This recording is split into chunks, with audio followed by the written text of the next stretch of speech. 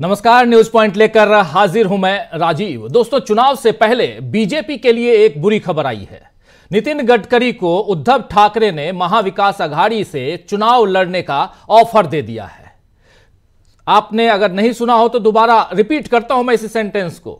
नितिन गडकरी जो केंद्रीय मंत्री हैं, बीजेपी के कद्दावर नेता हैं, उनको उद्धव ठाकरे ने महाविकास अघाड़ी से चुनाव लड़ने का ऑफर दे दिया है। जी हां, बिल्कुल सही आप सुन रहे हैं। उनके इस ऑफर पर एनसीपी नेता सुप्रिया सुले ने भी सहमति जताई है और उन्हें बीजेपी के दायरे से बाहर करते हुए महाराष्ट्र और देश का सम्मानित नेता सुप्रिया सुले ने बताया है। उद्धव ठाकरे से गडकरी की जो बातचीत हुई कि नहीं हुई, इसकी कोई यहां जानकारी नहीं है, लेकिन उद्धव ठाकरे ने गडकरी को दिल्ली के सामने न झुकने की बात भी कही है। गडकरी को यह साफ साफ उद्धव ठाकरे ने कहा है कि आप दिल्ली के सामने मत झुकिए। अब गडकरी इस ऑफर पर क्या जवाब देते हैं यह तो पता नहीं, लेकिन अगर धुआं उठा है तो इसका मतलब कहीं ना कहीं चिंगारी सुलगी ही हुई है। दरअसल बीजेपी की उम्मीदवारों की पहली सूची, पहली लिस्ट में नितिन गडकरी का नाम नहीं होने से सवाल उठ रहे थे कि आखिर गडकरी की उपेक्षा जानबूझकर की गई है या इसके पीछे कोई और चाल है। चुनाव में जीत के लिए बीजेपी कितनी तरह की चालें चलती है ये तो सब जानते हैं। इसीलिए गडकरी का नाम न देकर बीजेपी ने कोई दांव चला है या फिर नितिन गडकरी को उनके बेबाक बयानों की सजा दी गई है, इस पर सवाल उठ रहे हैं। वैसे भी राजनीति में सब कुछ मुमकिन है, इसीलिए अगर गडकरी वाकई बीजेपी से अलग होकर मोदी को चुनौती देते हुए महाविकास अघाड़ी के टिकट से चुनाव लड़ें तो इसमें कोई आश्चर्य नहीं होगा। हां, अगर ऐसा हुआ तो यह बीजेपी के लिए बहुत बड़ा झटका होगा, वैसे ही जैसा इस वक्त बिहार में बीजेपी को लग सकता है। जी हां, महाराष्ट्र से सीधे बिहार की ओर चल रहा हूं। अब बिहार में कैसे बीजेपी को झटका लग सकता है उसका नमूना आपके सामने पेश करना चाहता हूं। दरअसल बिहार में चिराग पासवान महागठबंधन का हिस्सा बनने को तैयार हो रहे हैं। चिराग पासवान इधर बीजेपी से 6 सीटें लोकसभा की और 1 सीट राज्यसभा की मांग रहे हैं। चिराग पासवान के चाचा जी जो दोनों अलग हो गए, तो चाचा जी भी 6 सीटें मांग रहे हैं और 1 राज्यसभा की सीट मांग रहे हैं, लेकिन बीजेपी उनकी मांग पर ध्यान नहीं दे रही है, उनकी मांग पूरा करने की स्थिति में नहीं है। और ऐसे में चिराग हो या अकेले कोई और हो, यानी उनके चाचा हो, ये क्या कुछ करेंगे ये यहां देखना दिलचस्प होगा। लेकिन चिराग या तो अकेले सभी सीटों पर लड़ेंगे, यानी 40 सीटों पर लड़ेंगे, या फिर तेजस्वी यादव के ऑफर को मंजूर करके इंडिया गठबंधन को और मजबूत करेंगे। अगर ऐसा हुआ तो ये इंडिया गठबंधन को और मजबूत करने की एक और पहल होगी। खैर, गडकरी और चिराग से क्या बीजेपी खेमे में लगेगी आग, ये तो कुछ दिनों में साफ हो ही जाएगा। लेकिन इस वक्त राहुल गांधी की भारत जोड़ो न्याय यात्रा ने सियासी तापमान को इतना बढ़ा दिया है कि बीजेपी को उसकी तपिश जो है, यानी उसकी गर्मी, या कहें उधर जो आग राहुल गांधी ने लगा रखी है, वो आग से जो गर्मी है वो बहुत ज्यादा महसूस हो रही है बीजेपी को। राहुल गांधी अब मोदी को उनके घर यानी गुजरात में चुनौती देने पहुंच गए हैं। आज राहुल गांधी गोधरा में थे। जी हां, गोधरा आप जानते हैं बहुत अच्छी तरह से, 2002 के बाद से तो बहुत अच्छी तरह से आप जानते हैं। उसी गोधरा में राहुल गांधी आज थे, जहां उन्होंने एक बार फिर सरकार में आते ही युवाओं को, यानी यूथ को, रोजगार का वादा किया है। राहुल गांधी ने कहा है कि भारत में 30 लाख सरकारी पद खाली हैं, भाजपा इन्हें भरवाती नहीं है। कांग्रेस के सरकार में आने के बाद एकदम पहला काम होगा कि ये 30 लाख सरकारी नौकरियां हम देंगे, यानी कांग्रेस देगी, इंडिया गठबंधन देगा। आइए सुन लेते हैं राहुल गांधी को, लेकिन सुनने से पहले एक सूचना आपको दे दूं। इसी कार्यक्रम के दौरान आज उधर प्रेस कॉन्फ्रेंस होगी कांग्रेस पार्टी की, कांग्रेस मुख्यालय दिल्ली में, और उस प्रेस कॉन्फ्रेंस में कांग्रेस अपनी लोकसभा की पहली सूची, प्रत्याशियों की, उम्मीदवारों की, कैंडिडेट्स की पहली सूची जारी करेगी कांग्रेस। वो भी आपको दिखाऊंगा, डायरेक्ट लाइव आप तक पहुंचाएंगे हम। लेकिन पहले सुनते हैं गोधरा से राहुल गांधी जो कुछ कह रहे थे युवाओं के लिए, सुनिए जरा। राजस्थान में कांग्रेस पार्टी ने 1-2 अनाउंसमेंट किए। पहला अनाउंसमेंट कि 30 लाख सरकारी नौकरियां हैं जो आज खाली पड़ी हुई हैं। 30 लाख, जैसे ही हमारी सरकार आएगी वो 30 लाख नौकरियां हम भर के आपको दे देंगे। हमने एक नया कानून बनाएंगे, अप्रेंटिसशिप का कानून। जो भी कॉलेज का ग्रेजुएट होगा, डिप्लोमा होल्डर होगा, यूनिवर्सिटी से डिग्री लेके आएगा, चाहे वो कोई भी हो हिंदुस्तान में, उनको हम अप्रेंटिसशिप का अधिकार देने जा रहे हैं। मतलब 1 साल के लिए उनको गारंटी करके पब्लिक सेक्टर में, प्राइवेट सेक्टर में 1 साल की ट्रेनिंग और नौकरी गारंटी करके उनका अधिकार बनता है। 1 साल के अंदर उनके जेब में 1 लाख रुपए हम डाल देंगे। आप देखिए, आपसे युवाओं से पेपर कराते हैं, एग्जाम कराते हैं, गरीब युवा एग्जाम करते हैं। जिस दिन आप एग्जाम भरने जाते हो उस दिन 2-3% अमीर बच्चे अपने मोबाइल फोन पे ईमानदार बच्चों को एग्जाम दिखा देते हैं कि ये देखो तुमने पढ़ाई की, हमारे पास तो पेपर लीक हो गया। तो हम एक नया कानून लाएंगे, ये जो पेपर की आउटसोर्सिंग हो रही है, टेस्टिंग की आउटसोर्सिंग हो रही है, चेकिंग की आउटसोर्सिंग हो रही है, इसको हम बंद कर देंगे। सिर्फ सरकारी संस्थाएं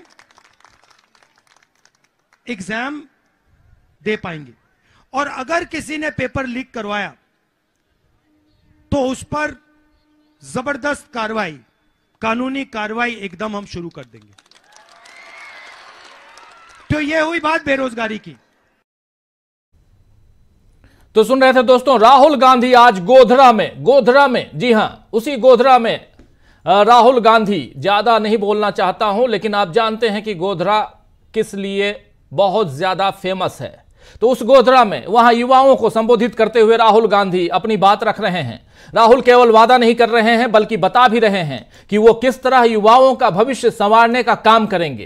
कांग्रेस ने अब एक लिस्ट निकालकर बता भी दिया है कि कौन से विभाग में कितने पद खाली पड़े हैं और किन पर सरकार नौकरी दे सकती है। ये जो लिस्ट है, table of job vacancies under the central government and state governments, ये कहां कितनी वैकेंसीज हैं, कितने पद जो हैं खाली पड़े हुए हैं। 30 लाख पदों की बात कर रही है कांग्रेस पार्टी, और वो 30 लाख पद कहां कहां हैं, खाली हैं, वो सब ये कांग्रेस पार्टी ने यहां रख दिया आज। और यहां कांग्रेस बता रही है कि इन जगहों पे तो पहली फुर्सत में हम आपको नौकरी देंगे। तो एक तरफ राहुल गांधी युवाओं के बेहतर भविष्य का प्लान सामने रख रहे हैं, उधर नरेंद्र मोदी अपने भविष्य को बचाने में लगे हुए हैं। आज भारत मंडपम में, जी हां, प्रगति मैदान में G20 के समय प्रगति मैदान जो है वहां, उसको भारत मंडपम वहां बनाया गया। उसी भारत मंडपम में मोदी ने कुछ युवाओं को नेशनल क्रिएटर अवार्ड दिए आज, और इसमें भी अपना चुनाव प्रचार कर चले नरेंद्र मोदी। मोदी ने कहा कि अगली बार भी वही इस कार्यक्रम में रहेंगे, यानी अगले साल भी जब हम नेशनल क्रिएटर अवार्ड देंगे तो मैं ही आऊंगा। यानी उन्हें यकीन है कि वो तीसरी बार पीएम बनने जा रहे हैं। बिना चुनाव हुए न केवल अपनी जीत का ऐलान करना, बल्कि अपने पद की घोषणा भी कर देना, यह लोकतंत्र का मजाक बनाने जैसा ही है। लेकिन मोदी ने लोकतंत्र को कुछ मजाक से ज्यादा ही समझा है शायद। खैर, आज जिन लोगों को मोदी ने अवार्ड दिए हैं वो सभी किसी न किसी तरह सोशल मीडिया इन्फ्लुएंसर हैं। यानी बीजेपी की ट्रोल आर्मी के अलावा अब ये लोग भी बीजेपी के अघोषित प्रचारक बना दिए जाएंगे, इसकी पूरी संभावना है। बीजेपी ने यह बड़ी चाल चली है दोस्तों, लेकिन कांग्रेस के पास अब बीजेपी की हर चाल की काट है। मोदी अब भी सोशल मीडिया और अपनी सच्ची झूठी बातों में लोगों को लुभाने में लगे हैं, जबकि कांग्रेस ठोस मुद्दों के साथ जनता के बीच जा रही है। राहुल गांधी लोगों को अब उनके नुकसान और फायदे का गणित साफ साफ शब्दों में समझाने लगे हैं। उनके साथ इंडिया गठबंधन के बाकी नेता भी यही काम कर रहे हैं। मोदी अपना भविष्य संवारने में यह भी नहीं देख पा रहे हैं कि उनकी पार्टी में दरार पड़ रही है। नितिन गडकरी की जो बात हमने पहले आपके सामने रखी, वो इसका ताजा उदाहरण है। और दूसरी तरफ ये तो नितिन गडकरी का नाम सामने इसलिए बार बार आ रहा है, और क्योंकि वो उस नागपुर से बिलोंग करते हैं जहां पर कांग्रेस बहुत ही मजबूत रही है। नितिन गडकरी से पहले वहां से, उसी नागपुर से लगातार कांग्रेस जीतती आई है। और आज जब उद्धव ठाकरे ने यह ऐलान किया और एक ऑफर दिया नितिन गडकरी को कि आप हमारे एमवीए से यानी महाविकास अघाड़ी से चुनाव लड़िए, आपको कोई जरूरत नहीं है कि आप दिल्ली की तरफ झांकें या घुटने टेकें। तो यह महाविकास अघाड़ी की उन्होंने बात की उद्धव ठाकरे ने। उन्होंने यह नहीं कहा कि शिवसेना जो हमारी पार्टी है उससे लड़िए। यानी कहीं ना कहीं यहां एक बात जिसको दबा ले गए, उस समय नहीं बोले उद्धव ठाकरे, वो ये है कि कांग्रेस के नाम पे, कांग्रेस पार्टी में आप आ जाइए और वहां से आप चुनाव लड़ लीजिए। क्या ऐसा होने जा रहा है? सवाल तो बहुत बड़ा है दोस्तों। लेकिन आज न्यूज पॉइंट में चर्चा करेंगे कि क्या बीजेपी में मचे कोहराम को संभाल पाएंगे नरेंद्र मोदी? क्या अपनी सत्ता बचा पाएंगे नरेंद्र मोदी, जो कह रहे हैं बार बार हर मंच से कि अगली बार भी मैं ही अवार्ड दूंगा, अगली बार भी मैं ही पीएम बनूंगा? ये लोकतंत्र का मजाक नहीं है तो और क्या है? चुनाव लड़िए, घोषित हो, बनिए। तो ये तमाम बातें हैं दोस्तों। इन बातों पर हम आप तक और भी सारी बातें आप तक पहुंचाएंगे। लेकिन कार्यक्रम की शुरुआत करूं उससे पहले आपको यह सूचना जरूर देना चाहता हूं कि अभी से थोड़ी देर बाद कांग्रेस प्रेस कॉन्फ्रेंस करने वाली है। जी हां, कांग्रेस पार्टी प्रेस कॉन्फ्रेंस करने वाली है और आज लोकसभा उम्मीदवारों की पहली लिस्ट वो जारी करने वाली है। इस कार्यक्रम के दौरान ही, जैसे ही कांग्रेस प्रेस कॉन्फ्रेंस शुरू करेगी, हम आप तक सीधे प्रेस कॉन्फ्रेंस लेकर आएंगे और जो भी उम्मीदवार होंगे उन उम्मीदवारों की सूची आप तक हम रखेंगे। चर्चा को बढ़ाते हैं आगे।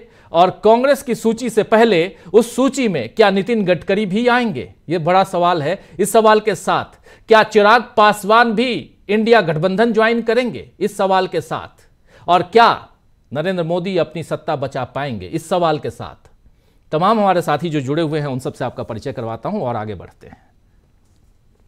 देखिए, हमारे साथ इस वक्त 6 वरिष्ठ साथी जुड़े हुए हैं। सुनील शुक्ला जी हमारे साथ जुड़े हुए हैं, जागृति राही जी हमारे साथ जुड़ी हुई हैं, हमारे साथ पंकज चतुर्वेदी जी जुड़े हुए हैं, अनिल सिन्हा जी जुड़े हुए हैं, हमारे साथ प्रशांत टंडन जी जुड़े हुए हैं और हमारे साथ अमलेंदु उपाध्याय जी जुड़े हुए हैं। आप सबका स्वागत है, इस्तकबाल है। स्वागत इस्तकबाल आप तमाम दोस्त साथी शुभचिंतक आप सबका जो अब तक जुड़ चुके हैं, जो जुड़ने वाले हैं इस कार्यक्रम में। आप जानते हैं कि बहुत बड़ा दिन, एक तरफ नितिन गडकरी, सीधे आना चाहता हूं पंकज चतुर्वेदी जी, आप ही के पास आता हूं सबसे पहले।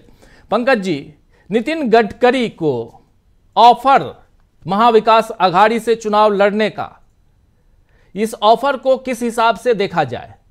उद्धव ठाकरे की तरफ से ऑफर, छोटा मोटा नहीं, और उसमें भी उद्धव ठाकरे बार बार यह कह रहे हैं कि आपको वहां घुटने टेकने की जरूरत नहीं है, दिल्ली की तरफ सिर झुकाने की जरूरत नहीं है, आप आइए और हम और आप मिलकर इस देश को आगे बढ़ाएं। ये तमाम बातें आज एक रैली को संबोधित करते हुए उद्धव ठाकरे कह रहे थे। कैसे देखते हैं इसको? यदि इसको तात्कालिक रूप से देखा जाए तो ये उद्धव ठाकरे का जो बहुत बड़ा विश्वास है, ताकत है, आत्मविश्वास है, उसको दर्शाता है, एक चीज। दूसरा चीज, ये एक अपरोक्ष खुलासा है कि भारतीय जनता पार्टी वाला जो एनडीए है उसका महाराष्ट्र में सब कुछ ठीक ठाक नहीं चल रहा है। क्योंकि जिस पलटू दल बदलू लोगों के साथ में महाराष्ट्र में बीजेपी ने सत्ता को कब्जा किया है, तो बीजेपी अच्छी तरीके से जानती कि चाहे एकनाथ शिंदे हो चाहे अजीत पवार हो, ये कल बीजेपी को भी धोखा दे सकते हैं। सबसे बड़ी चीज है कि बीजेपी भले 400 का हल्ला करे, लेकिन उनके पास में 200 के टोटे पड़ रहे हैं, इसलिए उनका दबाव यह है कि अधिक से अधिक सीटों पर वो लड़े। बीजेपी महाराष्ट्र में अभी चाहती है कि वो 35 सीट पे चुनाव लड़े, 38 में से 48 में से।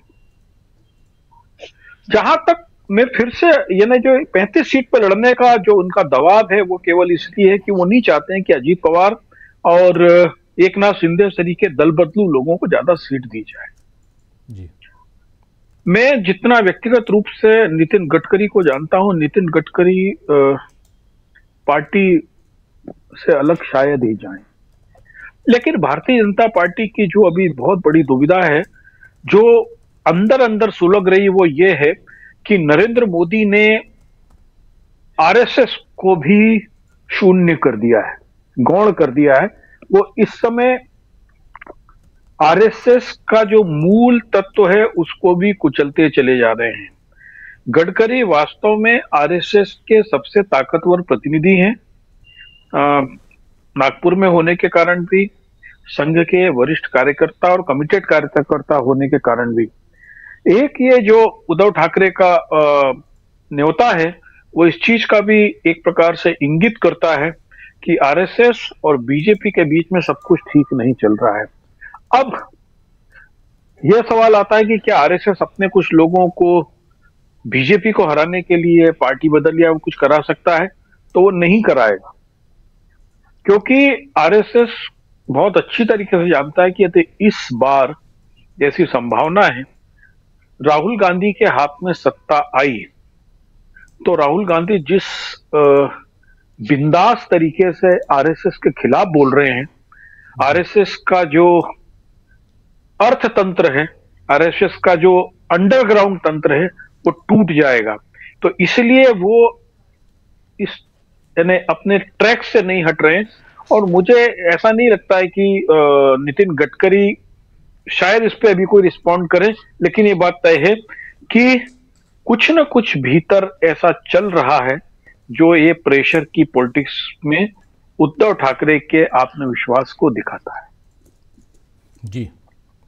जी बिल्कुल बिल्कुल आप सही कह रहे हैं। उद्धव ठाकरे के आत्मविश्वास को कहीं ना कहीं ये दिखाता है और बहुत इंपॉर्टेंट पहलू यहां पे आप रख रहे हैं। पर हमारे साथ प्रेम कुमार जी भी जुड़ गए हैं। प्रेम कुमार जी आपका स्वागत करता हूं, लेकिन आना चाहता हूं सुनील शुक्ला जी आपके पास। सुनील जी, कैसे देखा जाए, एक तरफ उद्धव ठाकरे, क्योंकि अभी तक बातें अंदर खाने चल रही थी, लेकिन उद्धव ठाकरे का ये कहना, ये ऑफर देना नितिन गडकरी को, और दूसरी तरफ आप बिहार में देखिए तेजस्वी यादव को भी ऑफर दे दिया गया है। तो इन दोनों को किस हिसाब से देखा जाए और क्या यहां से इंडिया गठबंधन की मजबूती को आप देखते हैं? क्या यहां जो अभी बात हमारे साथी पंकज चतुर्वेदी जी कह रहे थे कि एक आत्मविश्वास कैसे पैदा होता है, यह आत्मविश्वास ऐसे पैदा हुआ है कि कहीं ना कहीं जीत की तरफ अपने आप को ले जाते हुए, इंडिया गठबंधन को ले जाते हुए यहां देख रहे हैं ये तमाम नेता, चाहे उद्धव ठाकरे हों या दूसरे दलों के नेता हों जो इस गठबंधन में हैं। इंडिया गठबंधन में भी कोई विश्वास की कमी नहीं है। इंडिया गठबंधन अपने विभिन्न राज्यों में, अपने विभिन्न राजनीतिक आधारों पर, अपने कार्यक्रमों के आधारों पर बड़ी मजबूती के साथ आगे बढ़ रहा है। यह स्थिति नहीं कि कोई यह कहे कि नहीं उनमें कोई संकोच है, कोई संदेह है अपनी जीत को लेकर के। वो बहुत ताकत के साथ आगे बढ़ रहा है। तो वो और जिन जिन राज्यों में प्रभावी हैं, खासतौर से जहां पे भारतीय जनता पार्टी अपने चरम पर है, उन राज्यों में इंडिया दल समूह की स्थिति बेहतर हुई है। इस बात का भान इंडिया गठबंधन के सदस्यों के बीच में है। गडकरी साहब को जो ऑफर दिया है उद्धव ठाकरे ने, यह संदेश देने की कोशिश है कि एनडीए में सब कुछ ठीक नहीं है। जो एनडीए के लोग बार बार यह बताने की कोशिश कर रहे हैं कि इंडिया दल समूह में बिखराव है, वो तथ्य नहीं है, बल्कि एनडीए में बिखराव है। एनडीए के और जो खाटी भारतीय जनता पार्टी के नेता हैं उनके बीच में असंतोष है। यह और महाराष्ट्र में बात कहा जाना और गडकरी जी के लिए बात कहा जाना, ये बहुत मायने रखता है, क्योंकि गडकरी जैसे लोगों की बार बार ये बात चल रही है कि जो पहली लिस्ट आई उसमें गडकरी साहब का नाम नहीं है। बार बार ये कहा जा रहा है कि गडकरी जी का नाम ड्रॉप किया जा सकता है। बार बार ये कहा जा रहा है कि पूरे कार्यकाल के दौरान उनके कद को काटने छाटने की कोशिश की गई है। इस संदेश साफ है। लेकिन निजी तौर पर मेरा यह मानना है कि गडकरी भारतीय जनता पार्टी छोड़ के नहीं जाएंगे। भारतीय जनता पार्टी छोड़ना, वो इस तरह का राजनीतिक निर्णय नहीं ले सकते हैं। वो जिस तरह की राजनीति करते चले आए हैं, वो संघ की राजनीति करते रहे हैं। संघ से अलग, भारतीय जनता पार्टी से अलग। एक क्रॉस क्वेश्चन है सुनील जी, एक क्रॉस क्वेश्चन है, क्या अगर गडकरी को टिकट नहीं देती है भाजपा तब भी वो नहीं छोड़ेंगे, ऐसा लगता है आपको? मेरा मानना है कि तब भी नहीं छोड़ेंगे वो। हाँ, और यह छोड़ने की स्थिति तब बन सकती है जब संघ भी बीजेपी के खिलाफ हो जाए, जो कि संघ होगा नहीं। संघ का अपना एजेंडा बीजेपी, नरेंद्र मोदी की जो टीम है वही पूरा कर सकती है या पूरा करती हुई दिख रही है। एक व्यक्ति विशेष के लिए संघ भारतीय जनता पार्टी से अलग हो जाए, मुझे स्वीकार करने में थोड़ी असुविधा है। जी। और यह जरूर है कि भारतीय जनता पार्टी के समर्थकों में भी महाराष्ट्र में कम से कम बिखराव है, और यही वजह है कि भारतीय जनता पार्टी यह कोशिश कर रही है कि इंडिया दल समूह के बीच में बिखराव बना रहे और जो उनके सहयोगी दल हैं उनको कम से कम सीटें देनी पड़े। लेकिन वह यह भी नहीं है कि उनके दबाव के स्वीकार नहीं कर पाएंगे। वह अजीत पवार या शिंदे के दावों को पूरी तरह से खारिज नहीं कर पाएंगे, संभव नहीं है। अगर वो बिहार में चिराग पासवान के दावे को खारिज करने की स्थिति में नहीं है, तो महाराष्ट्र एक बड़ा स्टेट है, एक ऐसा स्टेट है जहां पे दोनों के दोनों जो एनसीपी और शिवसेना के टूटे हुए घटक हैं, उनकी स्थिति चिराग पासवान से बेहतर है, उनके साथ एक वोट बैंक है। तो अगर चिराग पासवान को मिलाने के लिए या इंडिया दल समूह से बाहर नहीं जाने के लिए भारतीय जनता पार्टी ने पूरी ताकत लगाई हुई है, तो वो अजीत पवार और शिंदे साहब को नाराज करने की स्थिति में नहीं है। यह बिहार की स्थिति क्या है? बिहार में चिराग पासवान से तेजस्वी की जब मुलाकात हुई, तेजस्वी ने चिराग पासवान को 8 सीटों पे 6 सीटों पर चुनाव लड़ने का प्रस्ताव दे दिया। ये बहुत बड़ा संदेश था। चिराग पासवान के भीतर भी नाराजगी है, और भारतीय जनता पार्टी पारस पासवान और पशुपत पारस और चिराग पासवान के बीच में कैसे समीकरण बैठाएगी, उसके लिए बहुत बड़ी चुनौती हो गई है। क्योंकि एक तरफ नीतीश कुमार जी की विश्वसनीयता घटी है, उनका जो उनके प्रति जो लोगों का समर्थन था वो घटा है, इस बाकायदे सर्वेक्षणों में आ रहा है। और दूसरी तरफ चिराग पासवान और पशुपत पारस जैसे लोगों के बीच में नाराजगी हो, यह भारतीय जनता पार्टी के लिए बहुत ही चिंता का विषय हो सकता है। तो जिन जिन राज्यों में भारतीय जनता पार्टी अपने जन समर्थन को बरकरार रखने का प्रयास कर रही है या अपने 2019 के चुनाव के परिणामों को बनाए रखना चाहती है, उन राज्यों में तो रिस्क ले नहीं सकती। उसके दूसरी तरफ जो बात कही जा रही थी कि इंडिया दल समूह ने अपने एजेंडे क्लियर कर दिए, इंडिया दल समूह ने अपने कार्यक्रम में बता दिए कि हम किन विषयों को लेकर के हम आगे बढ़ेंगे, और ये ऐसे विषय हैं जो सीधे लोगों को प्रभावित करते हैं। ये कोई भावनात्मक बात नहीं कर रही है। इंडिया दल समूह लोगों से कोई ऐसी बात नहीं करती है जो लोगों की केवल संवेदनाओं पर झुंझुन है, उनके रोजी रोजगार की बात कर रही है। वह इंडिया दल समूह बात कर रहा है कि आपके जीवन को प्रभावित करने के लिए हम क्या क्या कदम उठा सकते हैं, जो सीधे सीधे उनके जीवन से जुड़े हुए हैं, उनकी बेहतरी से जुड़े हुए हैं। जी बिल्कुल। और जिस तरीके का जन समर्थन मिलता हुआ इंडिया दल समूह को देख, आप उत्तर प्रदेश को उदाहरण मिलकर ले लीजिए और बिहार को ले लीजिए, जहां सब बीजेपी के सामने चुनौती है अपने 2019 के परफॉर्मेंस को दोहराने की। कोई ऐसा दिन नहीं होता जहां जिस दिन समाजवादी पार्टी का राजनीतिक कार्यक्रम कहीं ना कहीं किसी न किसी इलाके में न चल रहा हो, और अब सामूहिक कार्यक्रम होने लगे हैं। अखिलेश यादव साफ साफ कहने लगे हैं कि कांग्रेस के साथ मिलकर के हमको चुनाव लड़ना है। बाकायदे उन्होंने अपने कार्यकर्ताओं की बैठकों में बात कही है। हम दोनों पार्टी के कार्यकर्ताओं के बीच में एक सामंजस्य होना चाहिए और आपस में कोई टकराव नहीं होना चाहिए। जब सीट शेयरिंग की बात सामने आ गई, उसके बाद जितने जिलों में गए हैं, कल वो इलाहाबाद में थे, उन्होंने अपने कार्यकर्ताओं से साफ साफ कहा। उसी तरह से बिहार में आप देखिए, चाहे वो जो महागठबंधन है, महागठबंधन में आरजेडी और वामपंथी दल और अन्य छोटे जितने भी दल हैं, वो अपने राजनीतिक अभियान को चलाए हुए। गोया कि इंडिया दल समूह बड़ी ताकत के साथ आगे बढ़ रहा है, और उसके पक्ष में सबसे बड़ी चीज यह है कि वह अपने मुद्दों को साफ कर दिया है। और आप जो आज जो आपने बात कही कि जो भारत मंडपम में जिन लोगों को सम्मानित किया गया, भारत मंडपम में जिन लोगों ने भाषण दिया, जो बात कही लोगों ने, उसको भी आप सुन लीजिए। उन्होंने सरकार के पक्ष में, कोई ढेर सारे लोग हैं जिन्होंने सरकार के पक्ष में बातें नहीं कही। उन्होंने अब जो धरातल पर सच्चाई है, प्रधानमंत्री जी ने आप सुन लीजिए। जरा रोकना चाहूंगा, सीधे चलते हैं, जरा इस पे आएंगे, सीधे चलते हैं जरा कांग्रेस की प्रेस कॉन्फ्रेंस, क्या कुछ वहां हो रहा है, टिकट का ऐलान हो रहा है, जरा सुन लेते हैं, जल्दी से चलते हैं।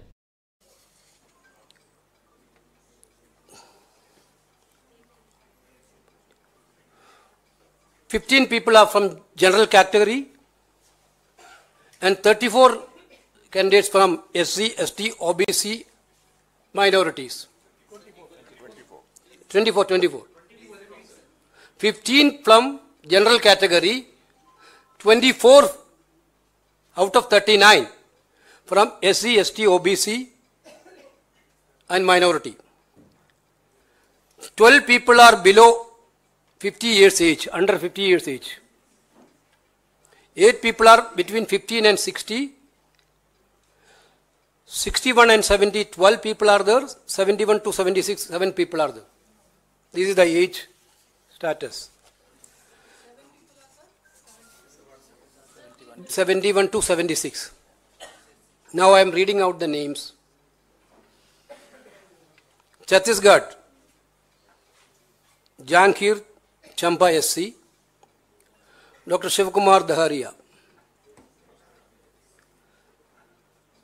Chhattisgarh State, Korba, Mrs. Jyotsna Magans. Chhattisgarh 6, Rajnandgarh, Bhubesh Baghel. Chhattisgarh Durg, Rajendra Sahu. Chhattisgarh Raipur, Vikas Upadhyaya. Chhattisgarh Mahasamud, Tamaruddin Sahu. Tamaradwaj Sahu. Karnataka, Bijapur SC, HR Algor. Karnataka Haveri, Anand Swami Gaddevara Math. Anand Swami Gaddevara Math. Karnataka Tumkur, SP Muddana Megowda. Karnataka Mandya, Venkat Ramegowda, Star Chandru. Karnataka Bangalore Rural, DK Suresh.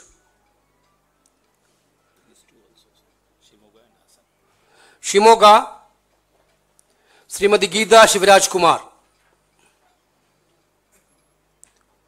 Hassan, Shreyas Patel. Then Kerala, Kasargod, Rajmohan Unnitan. Kannur, K. Suthagaran. Badagara, Shafi Parambil. Wayanad, former Congress President Sri Rahul Gandhi. Kozhikode, Sri M.K. Raghavan. Palakkad, Sri V.K. Srikantan. Alathur, Mrs. Ramya Haridas. Miss Ramya Haridas. Thrissur, K. Muralidharan. Chalakudi, Binni Bahanan. Ernakulam, High B. Eden. Idukki, Dean Kuriakose. Alapura, Sri K.C. Venugopal. Mavelikara, Kodikundal Suresh. Pathanamthitta, Anto Anthony. Attingal, Adur Prakash. Thiruvananthapuram, Dr. Shashi Tharoor. Lakshadweep, Muhammad Hamdullah Said. Shillong, Meghalaya, Vincent H. Pala. Meghalaya Tora ST, Saleng A. Sankma. Nagaland, S. Supong Meran Jamir. Sikkim, Gopal Chetri. Telangana Sahirabad, Suresh Kumar Shatkar. Telangana Nalgonda, Raghuvir Kundru. Telangana Mahbub Nagar, Chella Vamshachandra Reddy. Telangana Mahbub ST, Belram Naik Porika. Tripura West, Ashish Kumar Sahe. This is the 39 names.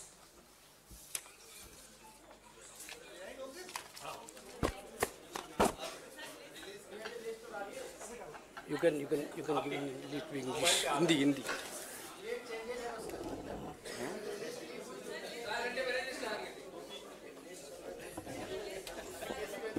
Feedback देने के लिए आपका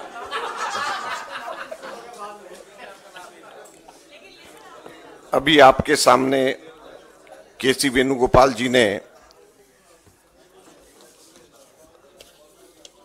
39 लोगों की कांग्रेस के उम्मीदवारों की list की घोषणा करी है। जैसे इन्होंने कहा, मैं दोहराना चाहता हूं कि 39 में से 14 जनरल हैं और 15 जनरल हैं और 24 इसके अंदर SC, ST, OBC और माइनॉरिटीज हैं।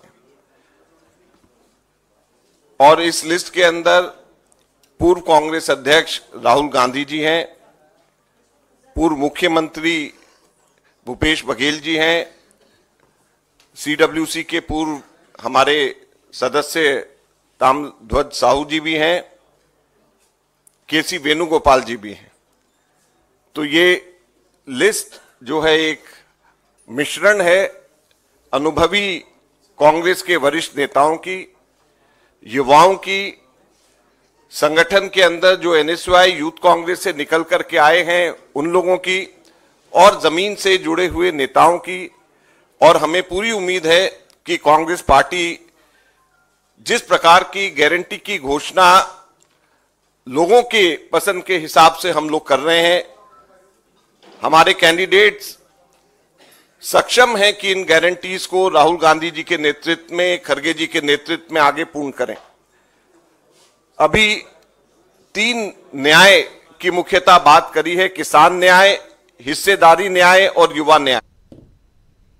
तो यहां आप सुन रहे थे, कांग्रेस ने 39 कैंडिडेट्स की घोषणा कर दी है, जिसमें सबसे बड़ा नाम राहुल गांधी का है, जो वायनाड से इस वक्त सांसद हैं और वायनाड से ही चुनाव लड़ेंगे। वो केरल के वायनाड से राहुल गांधी, उनके अलावा पहली दफा किस्मत आजमाएंगे उधर छत्तीसगढ़ के पूर्व मुख्यमंत्री भूपेश बघेल राजनांदगांव से, और KC वेणुगोपाल भी इस चुनावी मैदान में है। ताम्रध्वज साहू जो कभी मुख्यमंत्री पद के दावेदार थे, भूपेश बघेल के राइट हैंड कह सकते हैं, साहू समाज के सबसे बड़े नेता छत्तीसगढ़ के, उनको भी चुनावी मैदान में उतारा गया है। ऐसे तमाम वरिष्ठ नेताओं को, लेकिन 39 नेताओं का इस लिस्ट में नाम है, जिसमें 15 जनरल कैटेगरी के हैं और बाकी 24 जो हैं वो SC, ST, OBC और अल्पसंख्यक विभाग के लोग, अल्पसंख्यक समुदाय से जो लोग हैं उनके हैं, उस कैटेगरी के लोग हैं। तो 24 और प्लस 15, ये आज मात्र 39 कैंडिडेट्स की घोषणा। लेकिन यहां से एक शुरुआत हो चुकी है कांग्रेस पार्टी की लिस्ट की, और इस लिस्ट में अभी बहुत कुछ आना बाकी है। उत्तर प्रदेश की लिस्ट नहीं है इसमें बहुत सारे ऐसे राज्य हैं जहां पर कहीं ना कहीं आने वाले समय में सबकी निगाहें टिकी होंगी कि यहां किसके साथ गठबंधन हो रहा है, किसको कहां से उतारा जाएगा। जल्दी से आना चाहता हूं प्रेम कुमार जी आपके पास, इस लिस्ट की पहले बात हम लोग कर लें, आप तमाम साथियों के बीच आता हूं। राहुल गांधी का नाम सबसे बड़ा नेता यहां पे वायनाड से, अभी एक ही जगह से, उत्तर प्रदेश इसमें नहीं है, इस सूची में नहीं है, और क्या उम्मीद की जाए कि अमेठी से भी राहुल गांधी को उतारा जा सकता है? अनम्यूट कर लीजिए प्लीज। राजीव जी, जो अभी सूची जारी हुई है उसमें एक संदेश है कि कांग्रेस के बड़े नेताओं को चुनाव लड़ना पड़ेगा। पहले आपको याद होगा भूपेश बघेल जी ने मना किया था कि नहीं लड़ेंगे, लेकिन देखिए भूपेश बघेल जी भी लड़ रहे हैं, ताम्रध्वज साहू भी लड़ रहे हैं, KC वेणुगोपाल भी लड़ रहे हैं, और शशि थरूर और राहुल गांधी सब लोग लड़ रहे हैं। इसका मतलब ये है कि राजस्थान भी जब पहुंचेंगे तो आपको सचिन पायलट का भी नाम देखने को मिलेगा, अशोक गहलोत का भी नाम देखने को मिल सकता है। यानी बड़े नेताओं को चुनाव लड़के एक टास्क पूरा करना है, क्योंकि संख्या भी बढ़ानी है। अगर बड़े नेता नहीं जीतेंगे तो बाकी नेता कैसे उदाहरण बनेंगे, ये एक संदेश है। अब जहां तक आपके अमेठी से लड़ने का प्रश्न है, तो हमें कोई कारण नहीं लगता कि अमेठी को छोड़ेंगे राहुल गांधी, कोई कारण नहीं दिखता, ये अटकलें लगती हैं। लेकिन अमेठी से राहुल गांधी चुनाव लड़ेंगे, और रायबरेली एक जरूर सीट है जहां पर की बात उठती है कि सोनिया गांधी जी की जगह कौन लड़ेंगी, वो उस पर सबकी नजर है, सबकी उम्मीद है कि वहां से प्रियंका गांधी को मिले टिकट, लेकिन क्या होता है वो देखने वाली बात होगी।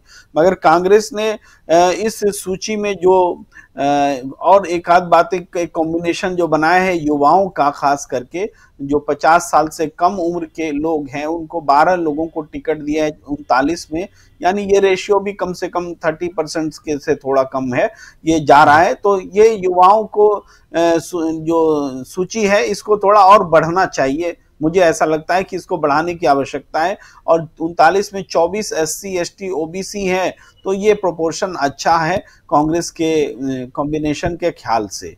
फिलहाल इससे इतनी टिप्पणी बनती है। जी बिल्कुल बिल्कुल बिल्कुल। जरा आता हूं अनिल सिन्हा जी के पास। अनिल जी, कैसे देखा जाए इसको? अनिल जी को जरा स्क्रीन पे ले आइए। कैसे देखा जाए इस सूची को? अगर हम देखते हैं अनिल जी, किस हिसाब से देखा जाए कि यहां राहुल गांधी का नाम, लेकिन एक जगह से राहुल गांधी का नाम दोनों जगह से तो लिया जा सकता था, लेकिन क्या यहां उत्तर प्रदेश में भी कोई गुंजाइश बचती है? क्या उत्तर प्रदेश में और भी समीकरण बनते हैं आने वाले समय में कोलैबोरेशन के, गठबंधन के? यहाँ इसमें मैसेज कहा, प्रवीण कुमार जी ने सही कहा, मैसेज क्लियर है कि जो सीनियर लीडर्स हैं उनको कमान संभालनी है चुनाव की, ये है।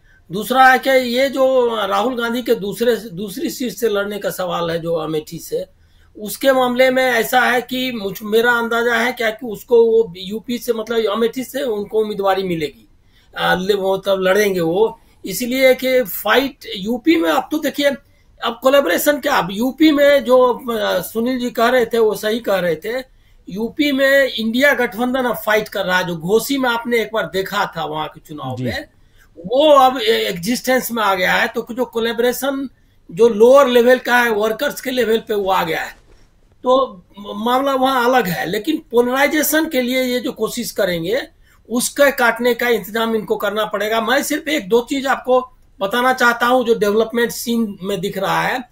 पूरा जो गोदी मीडिया है वो लग गया है अलग ढंग से। आज एक चैनल पे महाशिवरात्रि का में जो मंदिर आने वाले हैं उन पर सर्वे किया और उसका कुछ 78% और क्या परसेंट अभी ध्यान में नहीं है, उनका वो वोट करेंगे बीजेपी के तरफ।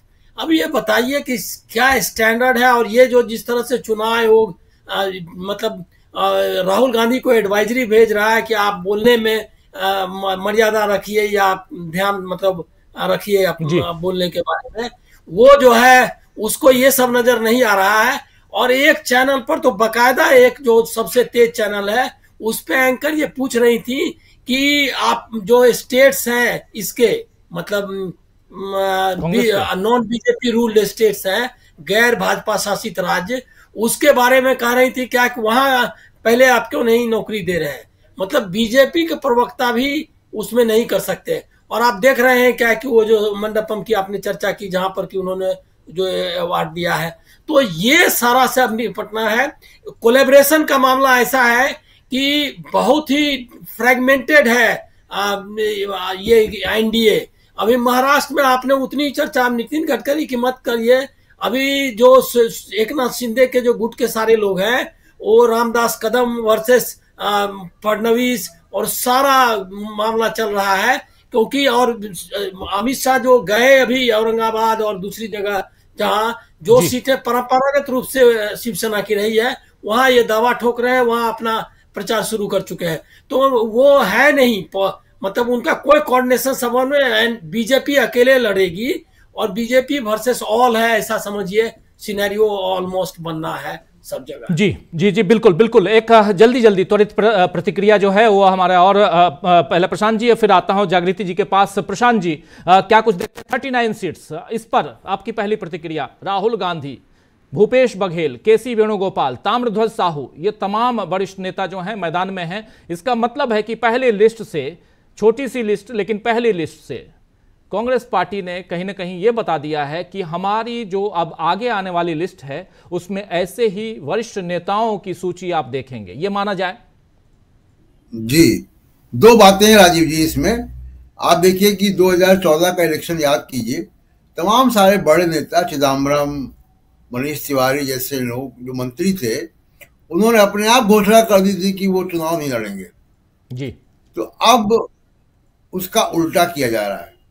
अब बड़े नेताओं को चुनाव में भेजा जा रहा है, तो ये एक अच्छा संदेश है। क्योंकि जब बड़ा नेता चुनाव लड़ता है राजीव जी, तो सिर्फ अपनी सीट पे नहीं, वो 2-4 आसपास की सीटों को भी प्रभावित करता है, कार्यकर्ताओं में जोश बढ़ता है, मीडिया में भी एक नैरेटिव जाता है। एक बात। दूसरी बात यह कि जो राहुल गांधी सामाजिक न्याय की बात कर रहे हैं वो वॉक द टॉक दिखाई दे रहा है, यानी जो बात करते हैं उस कहते हैं वो उसको करके भी दिखाया जा रहा है कि 61% लोग जो 39 उम्मीदवार अभी आए हैं, उन 39 में 24 उम्मीदवार यानी 61% लोग जो है वो समाज के वंचित वर्ग से हैं या माइनॉरिटीज से हैं। जी। तो SC ST OBC माइनॉरिटी से 61% है। उम्मीद करते हैं कि ये जो मोमेंटम है, ये जो रेशियो है, ये जो रिप्रेजेंटेशन है, ये आगे आने वाली लिस्ट में भी दिखाई देगी। और ये सिर्फ आरक्षित सीटों पे नहीं होगा, ये सामान्य सीटों पे भी ये एक्सपेरिमेंट प्रयोग करना चाहिए।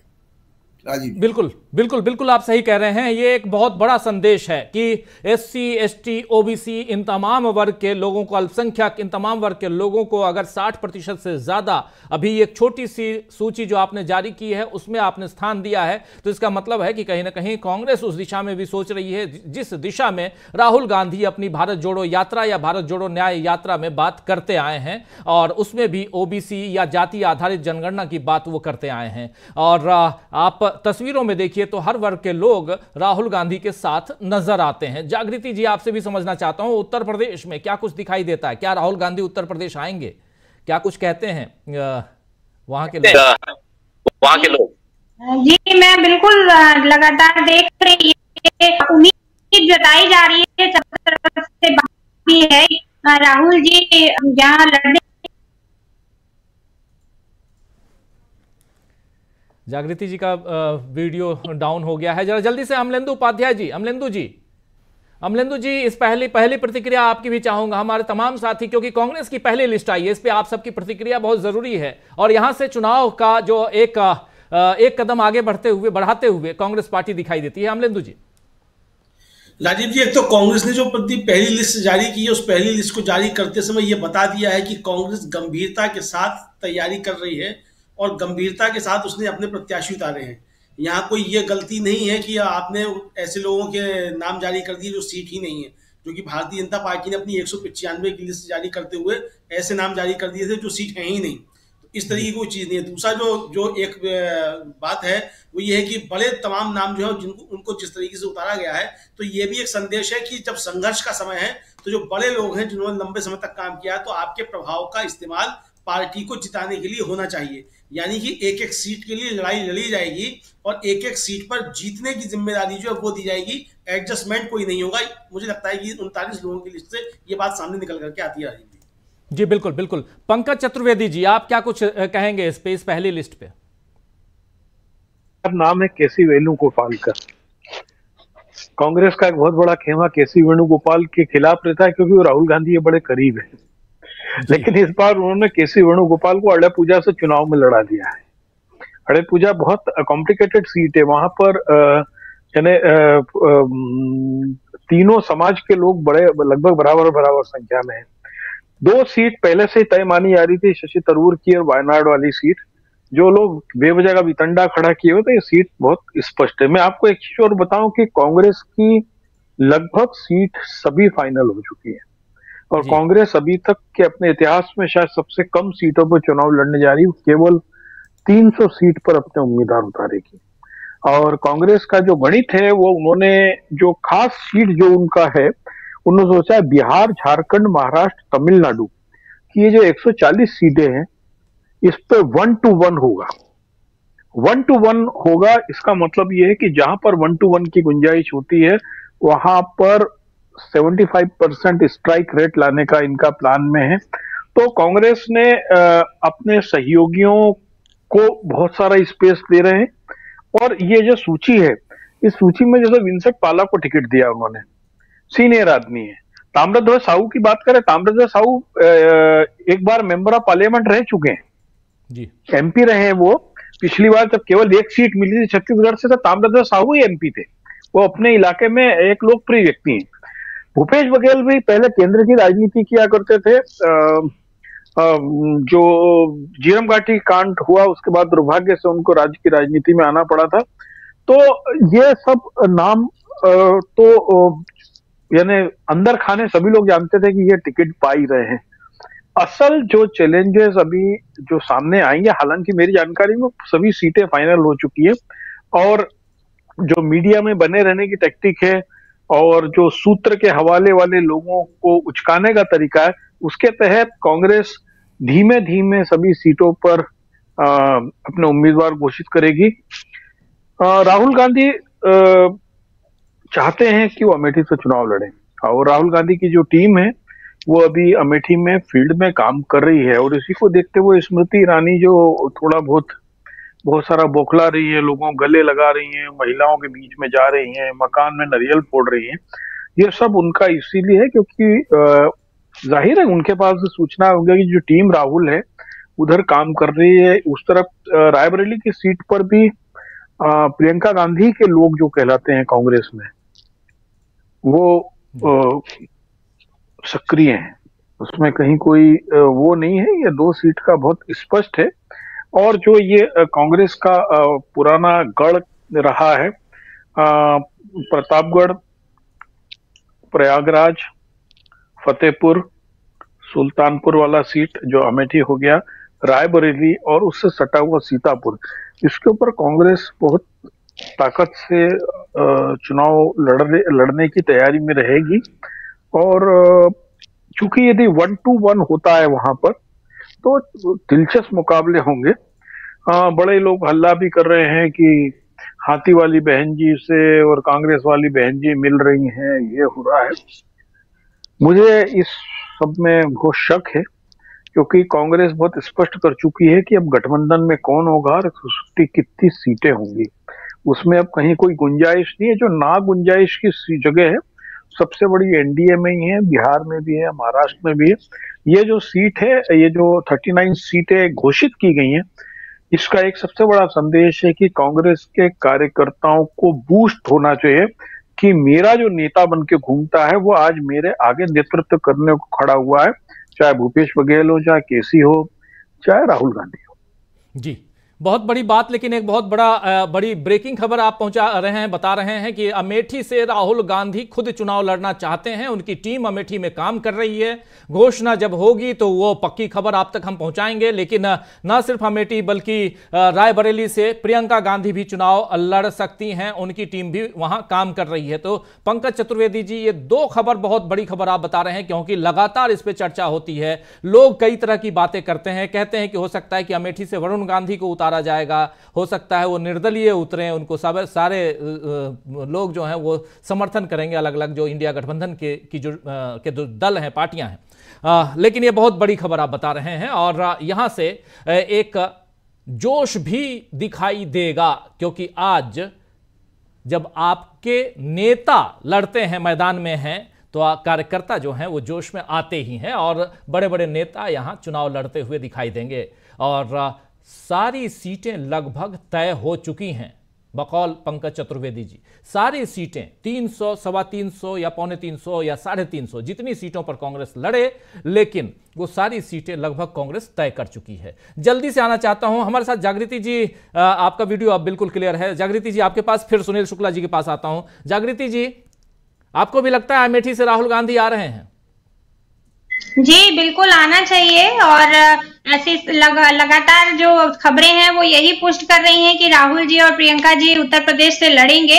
और उत्तर प्रदेश में जिस तरह से युवाओं को के जो मामले उठाए हैं राहुल जी ने यात्रा से, तो एक माहौल भी बना है जिस तरह का, और खास करके अखिलेश जी के साथ में आने से और अनुप्रिया पटेल की बहन जो है पल्लवी पटेल, उनके आने से काफी हद तक जो है यहाँ इक्वेशंस ऐसे हैं जिसमें काफी सपोर्ट मिलेगा और माहौल बदलेगा। पूर्वांचल का खासकर मैं देख रही हूँ कि उत्तर प्रदेश बहुत बड़ा बदलाव लेके आने की मूड में दिख रहा है। और आज जो सूची आई है उसके लिए टिप्पणी करना चाहती हूँ कि उस सूची में तमाम लोगों के साथ साथ 2 महिलाओं के भी नाम है, और आज महिला दिवस है, तो ये जरूर ध्यान रखा जाएगा। मुझे लगता है कि जिस तरह की लोकतांत्रिक एक पहल और मैसेज देने की कोशिश है सिस्टम को चुनाव के माध्यम से, उसमें गठबंधन को ये ध्यान रखना चाहिए कि सभी वर्गों के साथ साथ महिलाओं का भी एक उचित प्रतिनिधित्व उसमें दिखाई दे, और वो लगता है कि जरूर दिखाई देगा। बिल्कुल बिल्कुल सही आप कह रहे हैं महिलाओं का। और आप जानते हैं कि प्रधानमंत्री नरेंद्र मोदी ने तो एक स्पेशल सेशन बुला के महिलाओं के आरक्षण के बिल को वहां पर पेश किया था, लेकिन जो अभी तक 195 लोगों की लिस्ट आई है उसमें कितने प्रतिशत महिला हैं इसका लेखा जोखा आप सबके बीच में है। 24 महिलाएं हैं शायद उसमें मात्र, या कितनी हैं? प्रेम कुमार जी कितनी हैं, आप कुछ बता रहे हैं?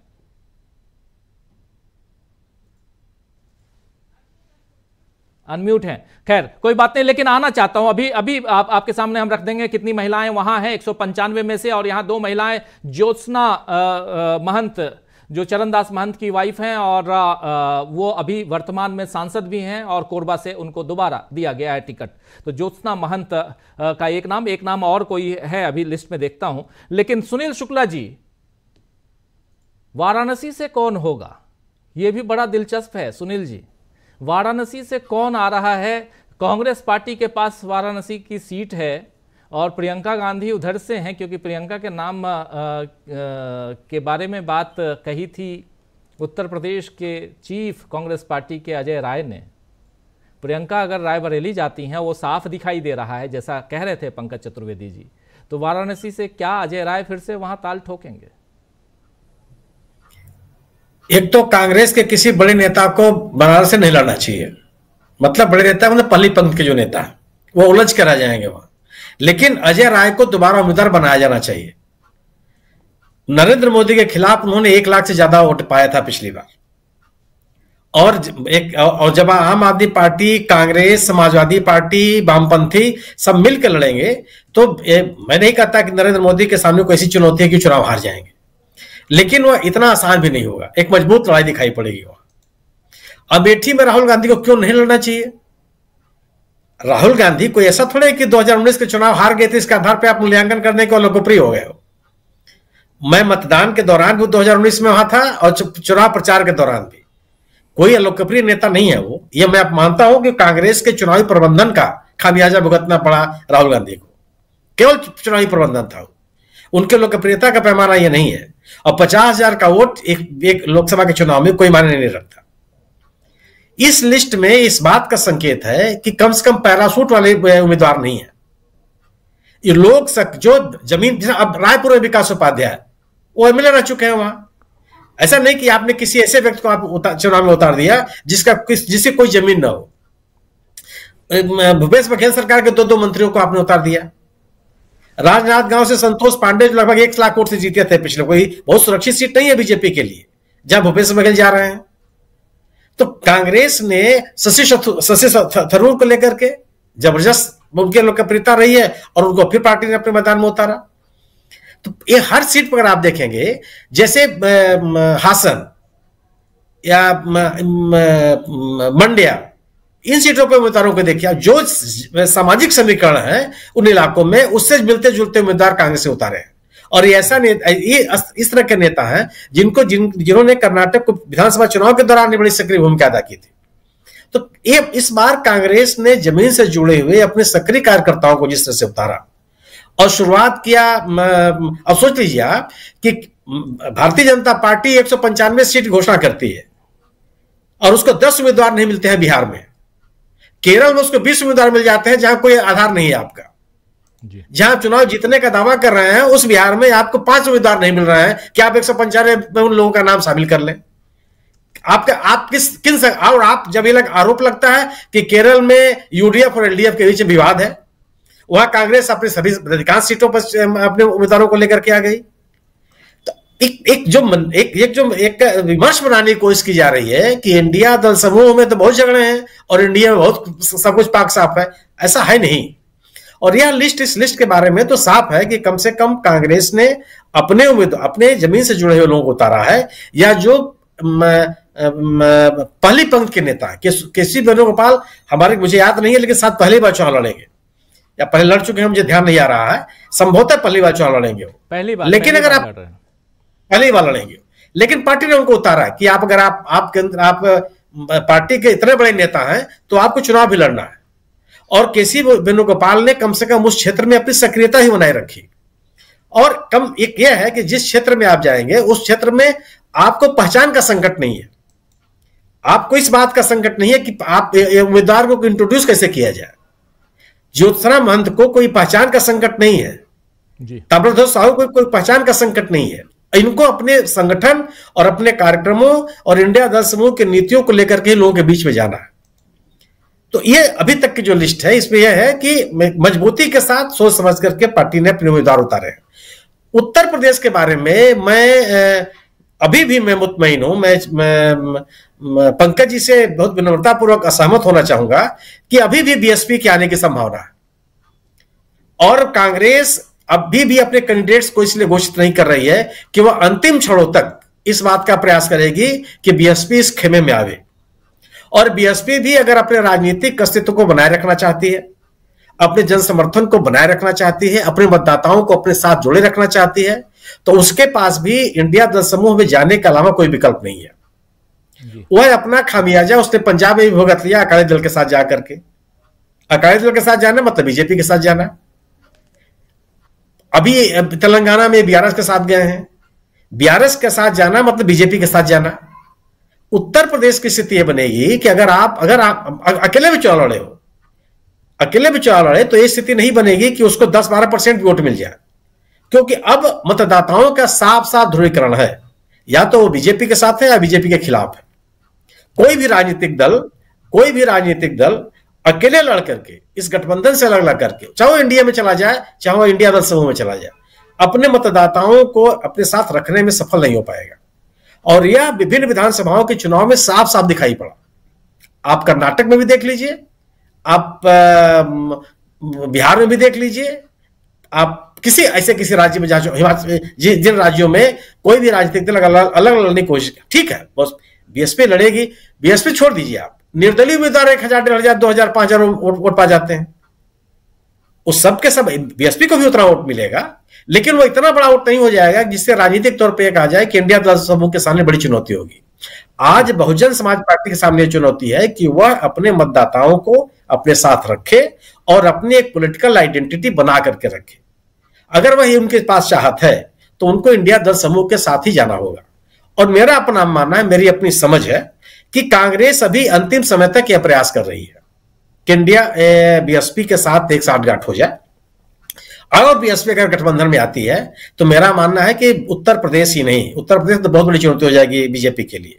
उसका असर बिहार में पड़ेगा, उसका असर मध्य प्रदेश में पड़ेगा, उसका असर छत्तीसगढ़ में पड़ेगा, उसका असर हरियाणा में पड़ेगा, उसका असर पंजाब में पड़ेगा, कई राज्यों में यह क्योंकि साफ असर दिखाई पड़ेगा। जी बिल्कुल सही आप कह रहे हैं, उसका असर पड़ेगा। पंकज जी कुछ जोड़ना चाह रहे हैं? आपको एक बस इतना बोल दो कि पिछले 5 साल में मायावती या उनके भतीजे अनंत पे कोई ईडी सीबीआई के केस हुए क्या? उसका कुछ तो चुकाना पड़ेगा। शुक्ला जी बहुत एक आदर्श बात कर रहे हैं कि उनको ऐसा करना चाहिए, लेकिन जब मुझको जीतने के लिए लड़ना ही नहीं है तो मुझे क्यों चिंता है इसकी? मुझे तो दूसरे को हराने के लिए लड़ना है, जैसे ओवैसी चचा है ना। तो ये एक दूसरा गणित है। राजनीति इतना हम लोग चाहते हैं कि ऐसा हो, लेकिन असलियत में ऐसा कुछ है नहीं। आप बिल्कुल सही कह रहे हैं, लेकिन ऐसे में अस्तित्व भी खत्म की ओर, जैसे ओवैसी चाचा की अस्तित्व जो है बिहार में तो लगभग खत्म हो चुका है। जिस बिहार में ओवैसी चाचा ने आरजेडी को रोक दिया, सीमांचल की 5 सीटें जीतकर, उस बिहार से उनका अस्तित्व खत्म हो गया। उस बिहार के बाद जैसे ही चाचा जी पहुंचे उधर वेस्ट बंगाल में, तो वहां 0 सन्नाटा वहां मिला उनको। उत्तर प्रदेश पहुंचे वही हाल था। तो कहीं हो सकता है कि जो आज सुनील शुक्ला जी जो कह रहे हैं कि एक प्रभाव है मायावती जी की पार्टी का दूसरे राज्यों में, जैसे उत्तर प्रदेश के अलावा जैसे पंजाब है, राजस्थान है, मध्य प्रदेश है, छत्तीसगढ़ है, थोड़ा आंध्र प्रदेश कर्नाटक का पार्ट भी है, तेलंगाना का पार्ट भी है, ये सब है। और ये प्रभाव, और बिहार है, ये प्रभाव भी शायद धीरे धीरे शून्य की ओर बढ़ने लगे। तो सही आप कह रहे हैं पंकज जी, बिल्कुल आप अपनी जगह पे बिल्कुल सही हैं। सुनील शुक्ला जी आप भी बिल्कुल अपनी जगह पे सही हैं। और अब आगे देखते होता क्या है। बहुत महत्वपूर्ण चर्चा यहाँ पे, और इस चर्चा में जरा अब दूसरे खेमे को लाना चाहता हूं। इंडिया गठबंधन की खूब बात हो रही है, जी जी पंकज जी कुछ जोड़ रहे हैं।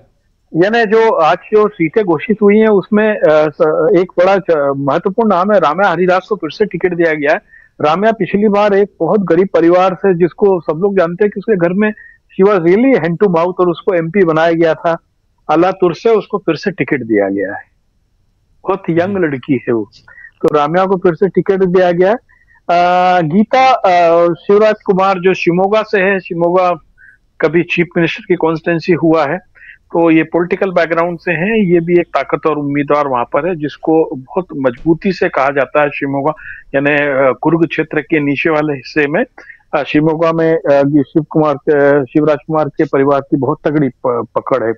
तो 4 महिलाओं को टिकट दिया गया है इस 39 की सूची में, और वो चारों मेरे हिसाब से जीतने वाली, इसमें कोई भी हारने वाला बिल्कुल बिल्कुल। छत्तीसगढ़ की तो ज्योत्सना महंत को पर्सनली जानता हूं, बहुत मजबूत कैंडिडेट हैं, और बाकी रम्या के बारे में भी पहले हम सुन चुके हैं, और वो अभी हैं भी वर्तमान में।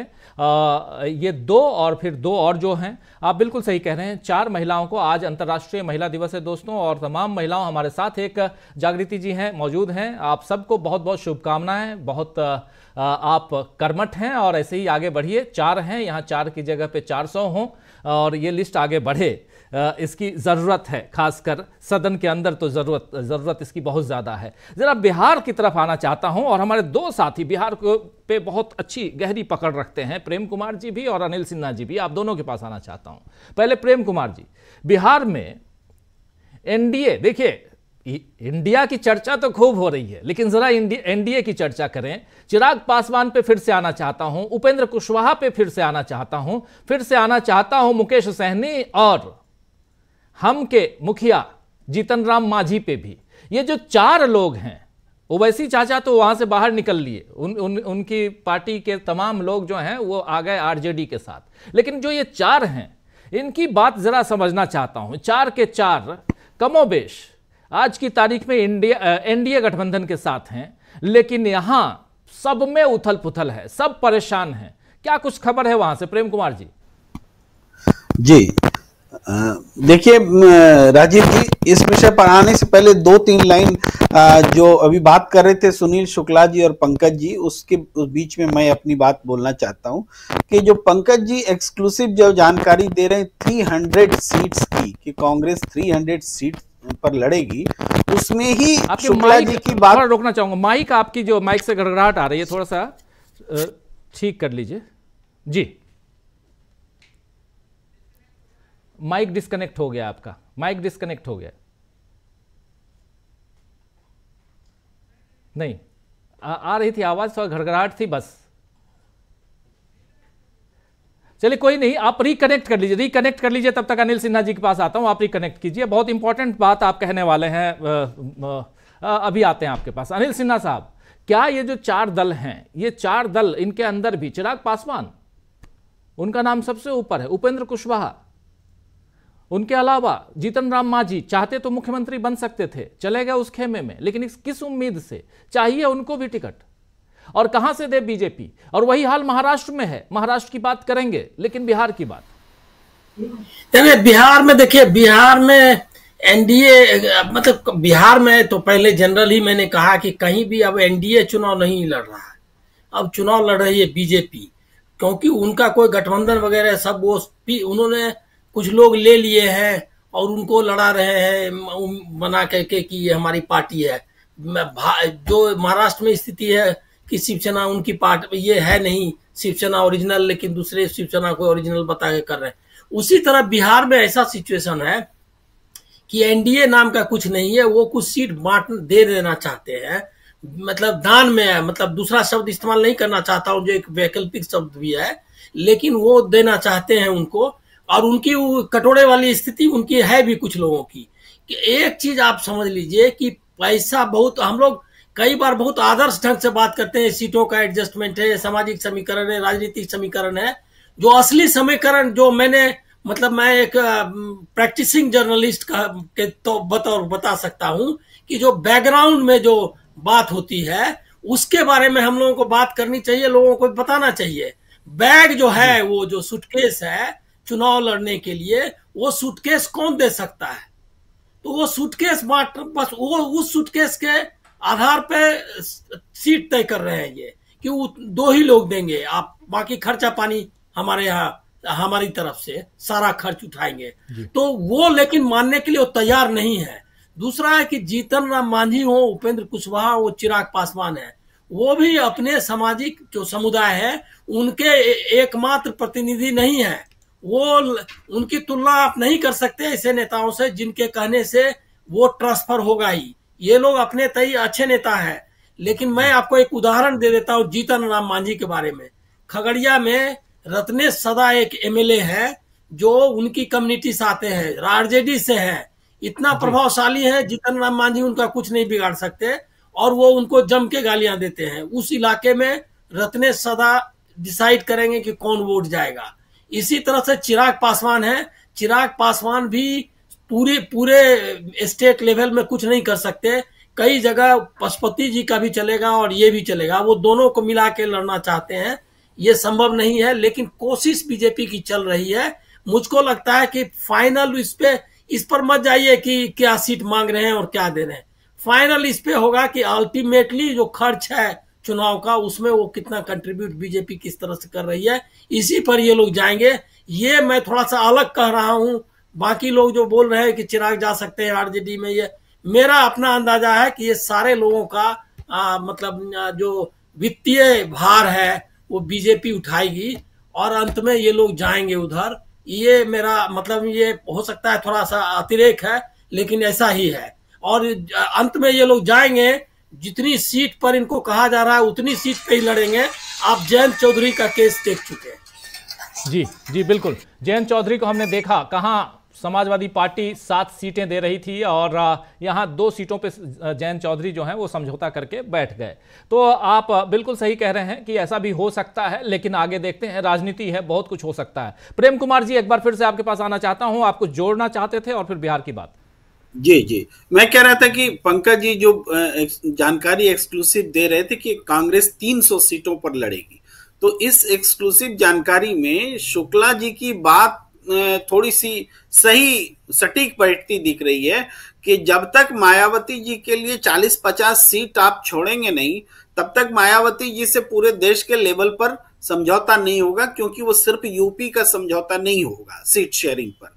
और इसी वजह से कांग्रेस इतनी कम सीटों पर लड़ सकती है, अदरवाइज इतनी कम सीटों पर लड़ने का कोई प्रश्न उठता नहीं है। इसलिए मुझे शुक्ला जी की बात और जो भी फिजा में बातें हैं कि सोनिया जी और मायावती जी के बीच संपर्क है और ये बहुत जल्दी डील हो सकती है, मिलकर चुनाव लड़ सकते हैं, इसके कुछ और सिम्टम्स हैं कि बीएसपी ने अब तक उम्मीदवार घोषित नहीं किए, बीएसपी ने चुनाव प्रचार शुरू नहीं किया, बीएसपी ने बहुत सारी चीजें नहीं शुरू की है, और कांग्रेस ने भी यूपी में किसी हद तक अपने आप को रोका है उम्मीदवार जारी करने से। तो इसमें एक बातचीत की जो संभावना है, गुंजाइश है, वो बचती हुई दिख रही है। ये बात कहते हुए मैं बिहार पर अब लौटना चाहता हूं कि बिहार में देखिए ये बात सही है कि अनिल सिन्हा सर जी ने जो कहा कि थैली का बहुत अहम महत्व है, तो वो महत्व दिखता है। उपेंद्र कुशवाहा जी क्या करते हैं, 3 सीट लेते हैं, 2 सीट उद्योगपति को दे देते हैं, पैसे वाले को, वो उसको बेच देते हैं, उसके बाद तीसरा सीट अपना रख लेते हैं, खुल्लम खुल्ला चलता है। उसी तरीके से मांझी जी भी उसी तरीके से सोचते हैं, या तो परिवार में सीट रहे या परिवार से बाहर जाए तो वो सीट बेच दें। तो एक तो थैली का इंतजाम ऐसे भी होता है, दूसरा है कि हम नहीं बेचेंगे तो कोई दे हमको। जैसे ओम प्रकाश राजभर बोलते हैं हमारे पास पैसा थोड़े है चुनाव लड़ने का, अरे पैसा दो तो हम तुम्हारे साथ गठबंधन करेंगे, ये तो खुलेआम ओम प्रकाश राजभर जी कहते हैं। तो उस तरीके से चीजें चल रही हैं और इसको जो लोग जस्टिफाई भी करते हैं और सच्चाई भी यही है। लेकिन इसके बावजूद इधर या उधर और जनता के बीच में जाना, चेहरा दिखाना, कुछ ना कुछ बातें रहती हैं। अब है कि दोनों चाचा भतीजा में एक साथ जो 6 सीटों का बंटवारा बीजेपी कर ही नहीं पा रही है।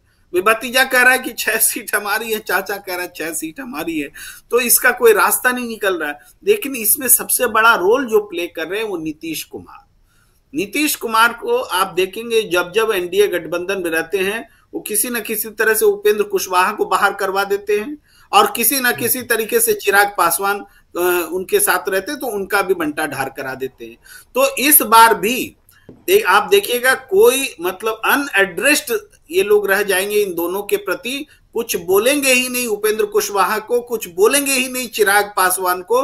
इन दोनों के पास समय जितना बीत रहा है अपने पार्टी से दबाव कि कौन इलेक्शन लड़ेंगे, कैसे लड़ेंगे, और टिकट देना भी है तो किस पैसे वाले को टिकट दिया जाए ताकि दूसरे का भी खर्चा निकल सके, ये सारी समस्या भी रहेगी। तो इस समस्या का भी उनको निदान निकालना है कि बीजेपी नहीं देगी तब कैसे लड़ेंगे, क्या छोड़ देंगे मैदान। तो वैसी स्थिति में जो राजद की तरफ से ऑफर है, राजद भी उनको असिस्ट कर सकती है चुनाव लड़ने में, ऐसा नहीं है कि असिस्ट नहीं कर सकती। तो हमें लगता है कि चिराग पासवान की उधर भी बातचीत चल रही है, राजद के साथ में अच्छी बातचीत चल रही है, और एनडीए में कोई पूछ ही नहीं रहा है, कोई नहीं पूछ रहा है चिराग पासवान को, क्योंकि नीतीश कुमार के रहते पूछेगा नहीं, ये भी तय रखिए। तो जो हनुमान थे आज अचानक पता नहीं क्या बन गए अपने आप को, क्योंकि उनके श्री राम तो बदल गए। तो इस वजह से बिहार में जो स्थिति है वो एनडीए की गड़बड़ है। नीतीश कुमार के रहते उपेंद्र कुशवाहा और चिराग पासवान को एनडीए में रखा नहीं जाएगा, टिकट उकट नहीं मिलेगा, वो लोग हार पार करके वो जाएंगे महागठबंधन की ओर, जो वेलकम करने के लिए तैयार बैठे हैं। जी बिल्कुल बिल्कुल बिल्कुल। इस बीच एक जानकारी और आप लोगों को दे दूं कि 17 तारीख को, जी हां, इसी महीने के 17 तारीख को भारत जोड़ो न्याय यात्रा का समापन हो रहा है। मुंबई के शिवाजी पार्क में एक बहुत बड़ी रैली, महारैली का आयोजन वहां होने जा रहा है। इंडिया गठबंधन के तमाम नेता वहां मौजूद रहेंगे, सबसे पर्सनली कांटेक्ट कर रहे हैं मल्लिकार्जुन खड़गे और राहुल गांधी, ताकि ये लोग आएं और तमाम नेता अपना शक्ति प्रदर्शन, जैसे अभी कुछ दिनों पहले पटना में हमने देखा, लेकिन वहां इंडिया गठबंधन के कुछ ही नेता थे, जिसमें से तीन प्रमुख रूप से आप कह सकते हैं, अखिलेश यादव और मल्लिकार्जुन खड़गे और राहुल गांधी। तो लेकिन यहां तमाम नेताओं को आप देखेंगे। तो 17 तारीख को राहुल गांधी अपनी भारत जोड़ो न्याय यात्रा का समापन कर रहे हैं मुंबई में, और उससे पहले 14 तारीख तक की सूची जो है प्रधानमंत्री की आ गई है कि किन किन राज्यों में किस किस तारीख को रहेंगे प्रधानमंत्री। अभी 2 दिनों के लिए असम जा चुके हैं प्रधानमंत्री नरेंद्र मोदी। असम है और पूरा घूम रहे हैं, सरकारी खर्चा है, आप जानते हैं प्रधानमंत्री हैं। जैसे ही चुनाव की घोषणा हो जाएगी फिर सब कुछ वहां खर्चे का हिसाब किताब देना होगा, तो उससे पहले सरकारी खर्चे पे जितना प्रचार कर सको कर लो, सब करते हैं, प्रधानमंत्री नरेंद्र मोदी भी कर रहे हैं, और वो 14 तारीख तक अभी करेंगे। तो क्या 15 तारीख को चुनाव की घोषणा होगी, ये भी देखना होगा। कई बार होता है इसीलिए तो लेकिन आना चाहता हूं प्रशांत टंडन जी, बहुत सारी बातें, हम बहुत कुछ यहाँ इंफॉर्मेशन है उसको भी साथ साथ रख रहे हैं। हम महाराष्ट्र पहुंचे हैं, जरा महाराष्ट्र की बात, इसलिए क्योंकि वहां समापन भी हो रहा है। महाराष्ट्र की बात आपसे समझना चाहता हूं।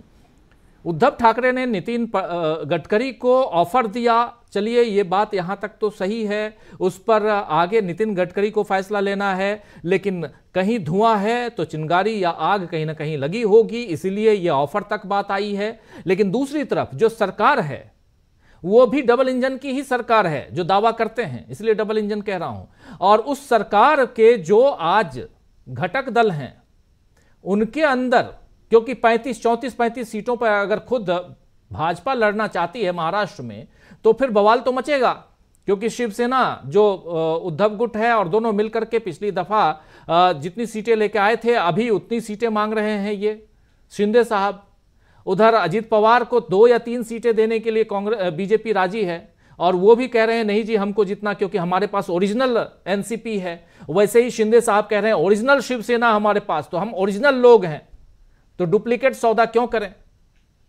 प्रशांत टंडन जी, उनकी ओरिजिनल शिवसेना पे कल ही चीफ जस्टिस ऑफ इंडिया ने सवाल पूछा है, तो वो अभी तय होना है। और दूसरी बात राजीव जी, अब तो जनता तय करेगी कि ओरिजिनल कौन है। अब तो अब समय हफ्ते भर सप्ताह भर के अंदर अंदर चुनाव की घोषणा हो जाएगी। देखिए गडकरी जी का मैं अपने मित्रों से सहमत हूं कि गडकरी जी बीजेपी छोड़ के नहीं जाएंगे, और क्यों नहीं जाएंगे मैं बताता हूं। देखिए गडकरी जी पूर्व अध्यक्ष हैं बीजेपी के, और उनकी मोदी साहब से क्या अदावत है और क्यों उनका नाम नहीं आया या क्यों उनके बारे में चर्चाएं होती रहती हैं कई बार, उसका बैकग्राउंड है, उसकी एक पृष्ठभूमि है। नितिन गडकरी बीजेपी के अध्यक्ष थे राजीव जी 2013 में, और प्रधानमंत्री जो अब उस वक्त नरेंद्र मोदी गुजरात के मुख्यमंत्री थे, वो प्रधानमंत्री कैंडिडेट होना चाहते थे। नितिन गडकरी इसके लिए राजी नहीं थे और पार्लियामेंट्री बोर्ड भी राजी नहीं था। उस वक्त पार्लियामेंट्री बोर्ड में सुषमा स्वराज थी, अनंत कुमार थे कर्नाटक के जो अब नहीं है, उस वक्त आडवाणी जी थे। तो ये सारे लोग थे वहां पे, और ये लोग नहीं चाहते थे कि मोदी साहब पीएम कैंडिडेट बनाए जाएं। और जब नितिन गडकरी का फरवरी के महीने की बात है राजीव जी, नितिन गडकरी का चुनाव होना था बीजेपी के अध्यक्ष का, जैसे अभी इनको एक्सटेंशन मिल गया मौजूदा अध्यक्ष को, लगभग वैसा ही था कि उनका दूसरी बार चुना जाना तय था। और उनके दफ्तरों में उनकी जो कंपनी है पूर्ति, उसमें 17 जगह इनकम टैक्स के छापे पड़े। चिदम्बरम साहब वित्त मंत्री थे उस वक्त, और छापे पड़े रात में 12 बजे। सुबह वो अध्यक्ष नहीं रहे, राजनाथ सिंह अध्यक्ष बना दिए गए, और राजनाथ सिंह के अध्यक्ष बनते ही जो है वो पार्लियामेंट्री बोर्ड बदला गया और नरेंद्र मोदी पीएम कैंडिडेट बन गए। तो ये पृष्ठभूमि है नितिन गडकरी और नरेंद्र मोदी के बीच में। मसला क्या है, ये घर्षण है क्या, किस बात का? दूसरी बात की, जैसे बाकी मित्रों ने कहा कि वो आरएसएस के करीबी हैं, नागपुर के हैं जी। बीजेपी के अंदर बहुत कुछ चल रहा है राजीव जी। एक बड़ी लॉबी है, बहुत बड़ी लॉबी है, जो एबीवीपी से आए हुए नेता हैं, यानी जो आरएसएस के करीबी। एबीवीपी बीजेपी का विंग नहीं है, वो आरएसएस का विंग है। वहां से आए हुए नेताओं का एक बड़ा अंदर प्रेशर ग्रुप है, जिसमें गडकरी जी भी हैं, और ये सारे लोग बीजेपी को, और आरएसएस भी बीजेपी में जिस तरह से कब्जा हुआ है गुजराती लॉबी का, उसको लेकर बीजेपी के अंदर बहुत सी बातें होती हैं। तो चुनाव के बाद वापस बीजेपी को रिक्लेम करने की जब बात आएगी, उसमें नितिन गडकरी का बहुत अहम रोल होगा। देखिए, राजनाथ सिंह सामने आके लड़ नहीं पाते हैं, कई बार देख चुके हम लोग जी। नितिन गडकरी का एक बहुत इंपॉर्टेंट रोल होगा, इसलिए नितिन गडकरी बीजेपी में भी रहेंगे। दूसरी बात कि अगर बीजेपी को संख्या कम आती है और गठबंधन बनाना पड़ता है सत्ता में रहने के लिए, अन्य ऐसी स्थिति बनती है और वो चाहते हैं, तो नरेंद्र मोदी के साथ और अमित शाह के साथ कोई भी घटक दल नहीं आएगा। ये जो घटक दल अभी आ रहे हैं, ये तो सीबीआई और ईडी की वजह से आ रहे हैं। जब ईडी सीबीआई नहीं रहेगा तो ये घटक दल नहीं आएंगे। तब नितिन गडकरी जैसे लोग ही काम आएंगे, जिनके की संबंध बाकी तमाम पार्टियों में और कॉर्पोरेट जगत में भी अच्छे हैं, व्यक्तिगत संबंध हैं। तो नितिन गडकरी का रोल बड़ा इंपॉर्टेंट होगा चुनाव के बाद भी। दूसरी बात देखिए, मायावती की बात हो रही थी कि मायावती छोटी मोटी नेता नहीं है। बहुत बातें उनके बारे में सोशल मीडिया में और मीडिया में होती हैं, लेकिन नरेंद्र मोदी की सीबीआई और ईडी में अभी इतनी ताकत नहीं है कि वो मायावती जैसे नेता को गिरफ्तार कर लें। तूफान मच जाएगा इस देश में। तो और ये इतनी राजनीतिक जो इच्छा शक्ति वो अभी मोदी साहब के अंदर नहीं आई है। मायावती उन नेताओं में से हैं जो 4-5 बड़ी महिला नेता अभी हाल के वर्षों में जो पैदा हुई हैं, सोनिया गांधी, जयललिता, ममता बनर्जी, और जी 4 बार की मुख्यमंत्री हैं। और जितना अम्बेडकराइट मूवमेंट है दक्षिण भारत से लेकर उत्तर तक, भारत से लेकर अमेरिका तक, उसकी अगर एकमात्र कोई पॉलिटिकल पार्टी है तो बीएसपी है। ये बड़े अफसोस की बात होगी हमारे देश के लिए कि अगर वो वॉकओवर देने की स्थिति में हो जाए। बीजेपी ने एक काम किया मोदी साहब ने कि मायावती की सप्लाई लाइन काट दी है बिल्कुल, उनके तमाम रिसोर्सेज को काट दिया है, उनको उनको उनको घर में कैद कर दिया है। मुझे लगता है कि बाकी पार्टियों को और कांग्रेस पार्टी को, बहुजन समाज पार्टी को रेस्क्यू करना चाहिए कि इतनी बड़ी पार्टी जो 4 बार मुख्यमंत्री रह चुके हैं, जो अम्बेडकर राइट मूवमेंट की पॉलिटिकल पार्टी है, वो विलुप्त ना हो जाए, वो वॉकओवर ना दे और वो जीवित रहे, इसकी कोशिश सभी पार्टियों को करनी चाहिए। राजीव जी, सुनील शुक्ला जी, इसी पे आपका कमेंट भी चाहूंगा और साथ में फिर तमाम दूसरे साथियों के पास आता हूं, पंकज चतुर्वेदी जी के पास भी आऊंगा। सुनील जी, जो बात कह रहे हैं, बहुत इंपॉर्टेंट बात यहां कह रहे हैं हमारे साथी प्रशांत टंडन जी, कि उनको रेस्क्यू करने की भी जरूरत है। मायावती जी या उनकी पार्टी जिस मूवमेंट को अभी तक आगे बढ़ाते हुए ये नजर आए हैं, वो खत्म ना हो जाए। नहीं, इंडिया दल समूह तो एकदम खुले हाथ से उनका स्वागत करने के लिए तैयार है, इसमें कोई दो राय नहीं है। यहां तक कि जो बात केवल एक विमर्श बनाया जा रहा है कि समाजवादी पार्टी स्वीकार नहीं करेगी। निश्चित रूप से जो 2027 का चुनाव है विधानसभा का उत्तर प्रदेश में, इन दोनों दलों के लिए महत्वपूर्ण है, लेकिन उससे पहले इस साल का लोकसभा चुनाव जो ज्यादा महत्वपूर्ण है। समाजवादी पार्टी के वो रिजर्वेशन नहीं रह गए हैं जो पहले, आज से कुछ समय पहले थे, क्योंकि जो एक राजनीतिक समीकरण की आवश्यकता है भारतीय जनता पार्टी के खिलाफ एक मजबूत चुनौती के लिए, एक निर्णायक चुनौती के लिए, उसमें बहुजन समाज पार्टी की उपस्थिति मायने रखती है। और ये बिल्कुल सही है, मैं प्रसाद जी की बात से सहमत हूं कि किसी सरकार में मतलब मैं जब ये कह रहा हूं तो मैं भी कह रहा हूं कि अगर कम्युनिस्ट पार्टी की सरकार बन जाएगी तभी मायावती जी पे हाथ डालने की किसी के पास साहस नहीं है। मायावती जी एक बड़ी नेता है और उनके पास एक समर्थक वर्ग है।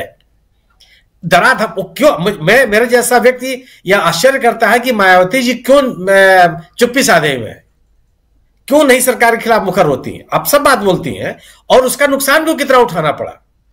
आप अकाली दल के साथ आपने पंजाब में समझौता कर लिया, गिरते 2 सीट बची आपके पास। उत्तर प्रदेश में आप भारतीय जनता पार्टी का समर्थन करती हुई नजर आई, 1 सीट पे सिमट गई। 50% से ज्यादा सीटों पर 2022 के चुनाव में आपकी जमानत जब्त हो गई। 2014 के चुनाव आप अकेले लड़ी, 1 सीट नहीं जीत पाई। समाजवादी पार्टी से आप चुनाव लड़ी, 10 सीटें आप जीत गई, आपका मत प्रसिद्ध ज्यादा बड़ा हो गया।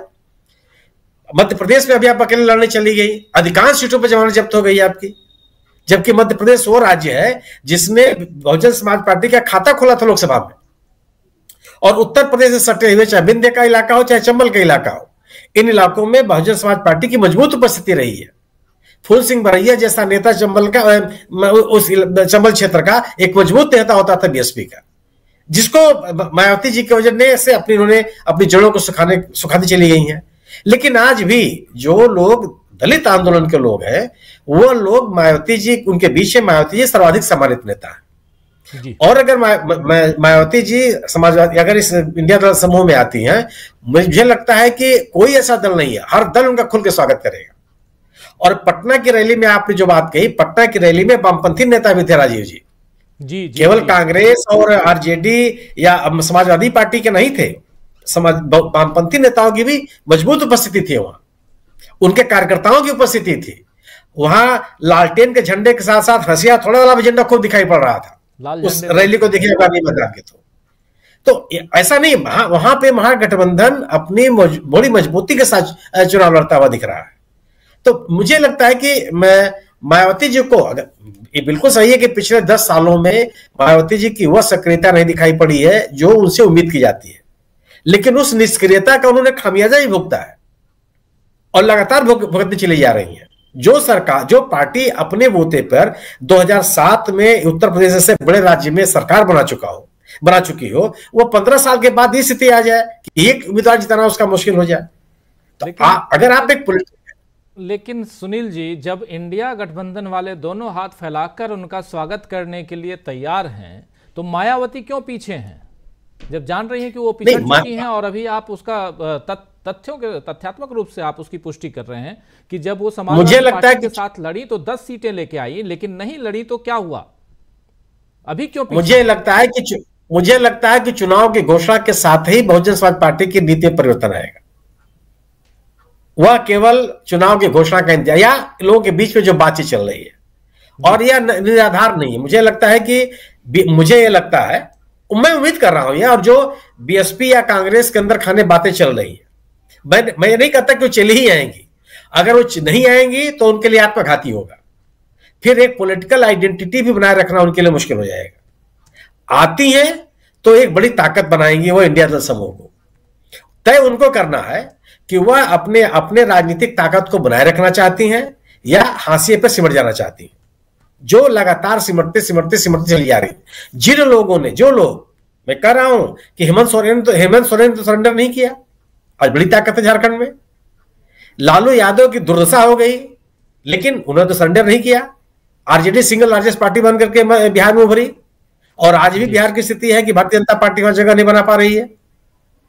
ममता बनर्जी सरेंडर नहीं किया।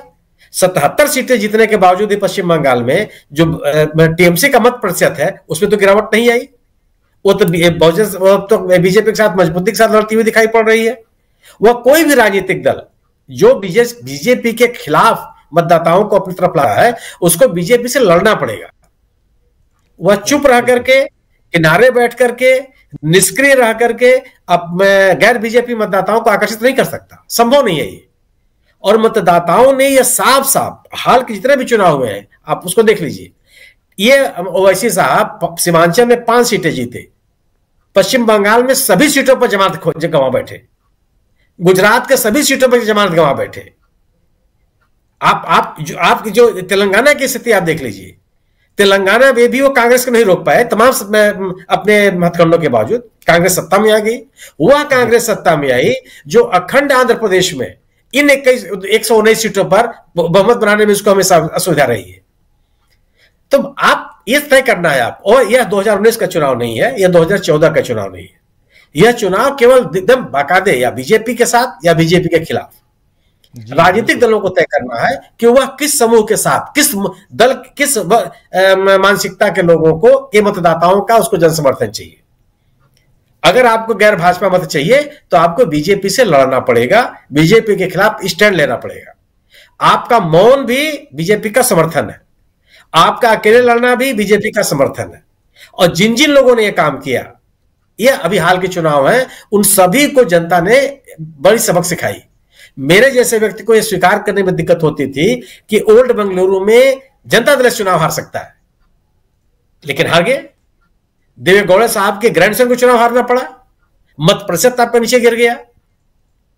आपको अपने मतदाता, अब वो यह स्थिति नहीं है कि मतदाता बटा रहेगा। यह खुली चुनौती मायावती जी के सामने भी है। ये भी हो सकता है कि मैंने जो लोग भाजपा के खिलाफ है वो चाहते होंगे, इसलिए सोच रहे हैं कि मायावती जी इंडिया दल समूह के साथ आएंगी। लेकिन हालात भी बताते हैं कि अगर कोई राजनीतिक दल अपने अस्तित्व को बनाए रखना चाहता है, अपने मतदाताओं को अपने साथ रोके रखना चाहता है, तो मायावती जी को इंडिया दल समूह में आना चाहिए। बातें भी कही जा रही हैं कि इनमें बातचीत चल रही है। समाजवादी पार्टी की जो आक्रामकता थी बहुजन समाज पार्टी को लेकर के, वह कम हुई है। कांग्रेस भी अपने उम्मीदवार नहीं घोषित कर रही है, बीएसपी भी अपने उम्मीदवार उत्तर प्रदेश में घोषित कर रही है। और कांग्रेस, आम आदमी पार्टी को कांग्रेस ने सीट दिया अपने गठबंधन को बनाए रखने के लिए विभिन्न राज्यों में, मतलब गुजरात जैसे राज्य में जी। लेकिन है क्या कि आप गठबंधन को बनाए रखने, सवाल है कि गठबंधन बनाना, मजबूत करना और जीतना, 3 लक्ष्य आपके पास है। तो अब अगर आपके साथ जितने भी दल आएंगे जो भारतीय जनता पार्टी की राजनीति से असहमत है, उससे आपकी ताकत बढ़नी है। अगर भरूच जैसी सीट कांग्रेस छोड़ सकती है आम आदमी पार्टी के लिए, तो कांग्रेस किसी सीमा तक समझौता करने के लिए तैयार है कि यह गठबंधन मजबूत हो। इसलिए अभी हालात मैंने क्या होगा क्या नहीं होगा मैं नहीं कह सकता, लेकिन जरूर है कि मायावती जी को इंडिया दल समूह में लाने के लिए कांग्रेस की तरफ से कोशिशें जारी है। जी, बहुत बड़ी बात आप कह रहे हैं। और पंकज चतुर्वेदी जी 300 सीटों की बात कर रहे थे। 545 में से अगर 300 सीटें, 325 सीटों पर कांग्रेस लड़ रही है, तो लगभग 250, 225 सीटें कांग्रेस अगर छोड़ रही है तो किन किन लोगों के लिए छोड़ रही है, ये बड़ा सवाल है। और यहाँ पर मायावती जी की एंट्री यहाँ होती है तो उसके क्या फायदे हैं, जरा पंकज जी आपके पास ही आ रहा हूँ। मायावती ने जो सबसे बड़ा काम किया, उन्होंने सबसे पहले अमरोहा से कैंडिडेट घोषित कर दिया। अमरोहा वो सीट है जहां से पिछली बार कुंवर दानिश अली लड़े थे, और जीते थे, और दानिश अली इस बार कांग्रेस के टिकट पर लड़ने वाले हैं।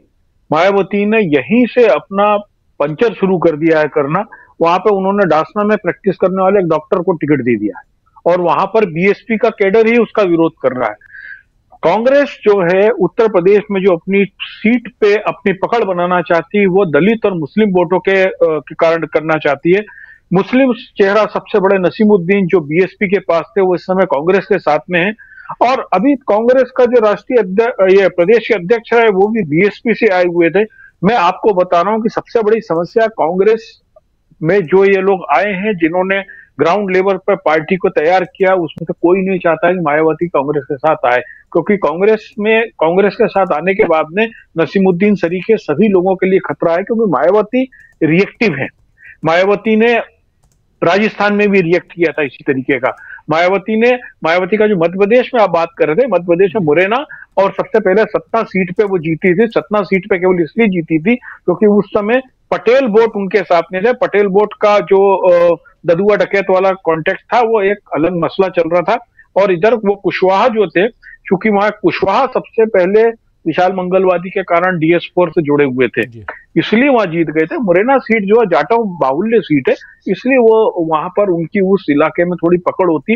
लेकिन मायावती की जितने जाटव या अहिरवार वोट हुआ करते थे, उसमें से बहुत बड़ी संख्या में वो जय श्री राम हो चुके हैं।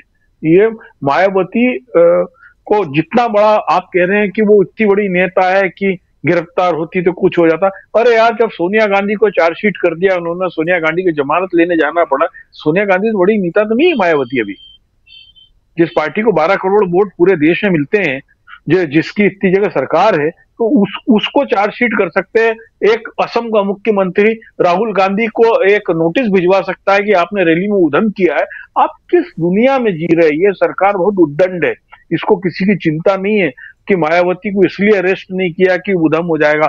मायावती का अब आप पब्लिक मीटिंग देख लीजिए, लास्ट पब्लिक मीटिंग उनकी कहाँ हुई है, और उन्होंने जो अमरोहा में जिस तरीके से कैंडिडेट खड़ा किया, उससे बहुत स्पष्ट है कि वो वेस्टर्न यूपी का जो खासकर उनका इलाका जो बचा हुआ है, उसके अंदर वो खुद अपनी परिस्थिति को खराब कर रही है।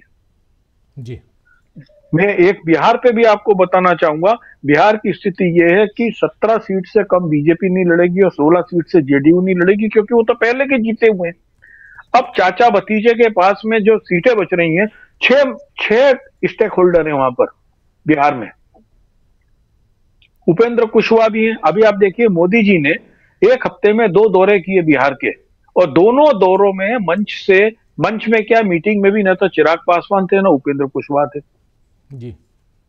तो एक ये वहां पर एनडीए के सामने सबसे बड़ी चुनौती है। और जो प्रेम भाई ने बोला बिल्कुल सही है कि वहां थैली शाहों का है कि कौन कितने टिकट खींचे और कौन कितने में बेच दे। मैं हार जाऊं, खुद जीतराम मांझी चुनाव हार गए थे और बुरी तरीके से हारे थे, अपने ही इलाके में हार गए थे, उन्हें उससे कोई मतलब नहीं है। और एनडीए बहुत बड़ा एक्सपेक्टेशन रखे हुए बिहार से। बिहार में उनको बहुत अपने अंतर विरोध के कारण नुकसान होगा। जिस खूबसूरत शेप में जैसे शायद शुक्ला जी ने बताया, इस रैली को सफल बनाने में कम्युनिस्ट पार्टी का योगदान रहा है। वो बता रहा है कि ग्राउंड पे अब बहुत मुश्किल एनडीए को बिहार में और झारखंड दोनों जगह होने वाली है। जी जी, बिल्कुल बिल्कुल आप सही कह रहे हैं। और यहीं से एनडीए में और बीजेपी में घमासान की जो हम बात लिख भी रहे हैं, और ये घमासान जो है वो दिखाई दे रहा है। बिहार और उत्तर प्रदेश ये दोनों महत्वपूर्ण राज्य हैं। जागृति जी, जरा एक बार फिर से आपके पास जल्दी अब समेटते हैं इस कार्यक्रम को। जागृति जी, उत्तर प्रदेश और बिहार, और यहाँ पर बीजेपी की हालत, एनडीए की हालत आप कैसा देख रही हैं?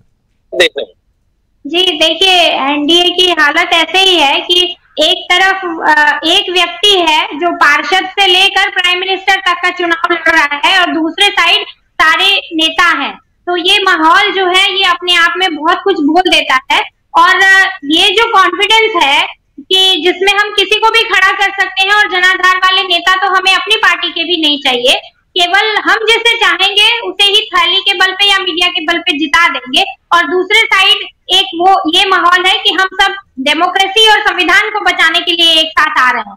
तो ये नैरेटिव बन रहा है जिसमें मुद्दों की बात हो रही है और एक तरफ केवल और मंदिर और फर्जी जिसको कहते हैं नैरेटिव बना करके लड़ने की बात हो रही है। तो ये अपने आप में बहुत क्लियर करता है उत्तर प्रदेश और बिहार का कभी भी पॉलिटिकल जोन नहीं रही है, उसकी समझदारी पे भरोसा किया जाना चाहिए और वो भरोसा मुझे लगता है कि जो माहौल बन रहा है और आगे आने वाले दिनों में और जैसे जैसे कैंडिडेट घोषित होंगे बनेगा।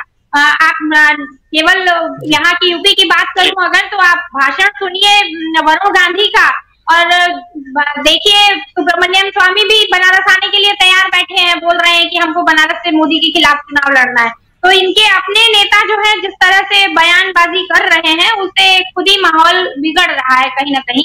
और मुझे लगता है कि उत्तर प्रदेश में और बिहार में ही सबसे ज्यादा जो कॉन्फिडेंस एनडीए को दिखाई दे रहा था, सबसे ज्यादा नुकसान की स्थिति में मुझे लगता है यही होने वाला है परिवर्तन जो अनएक्सपेक्टेड होगा। जी, बिहार, उत्तर प्रदेश और उसमें एक राज्य और जोड़ दूं और उसके साथ जरा आना चाहता हूं जल्दी से प्रेम कुमार जी, एक छोटा सा कमेंट। वो राज्य है झारखंड, 14 सीटें, तो 14 सीट उसमें और जोड़ लीजिए तो 134 सीटें होती हैं। क्या झारखंड में, जैसे आप लोग कह भी रहे थे, हेमंत सोरेन अभी जेल में है, लेकिन उसके बाद से परिस्थितियां बहुत बदलती हुई दिखाई दे रही हैं। जैसे यहां बीजेपी को मुंह की खानी पड़ी, सरकार गिराने चले थे, लेकिन वहां पर परिस्थिति ऐसी बदली कि अब क्या ये कहा जाए, माना जाए कि लोकसभा चुनाव भी बहुत आसान नहीं है बिहार और उत्तर प्रदेश की तरह झारखंड में भी एनडीए के लिए, बीजेपी के लिए। अनम्यूट कर लीजिए प्लीज, अनम्यूट कर लीजिए।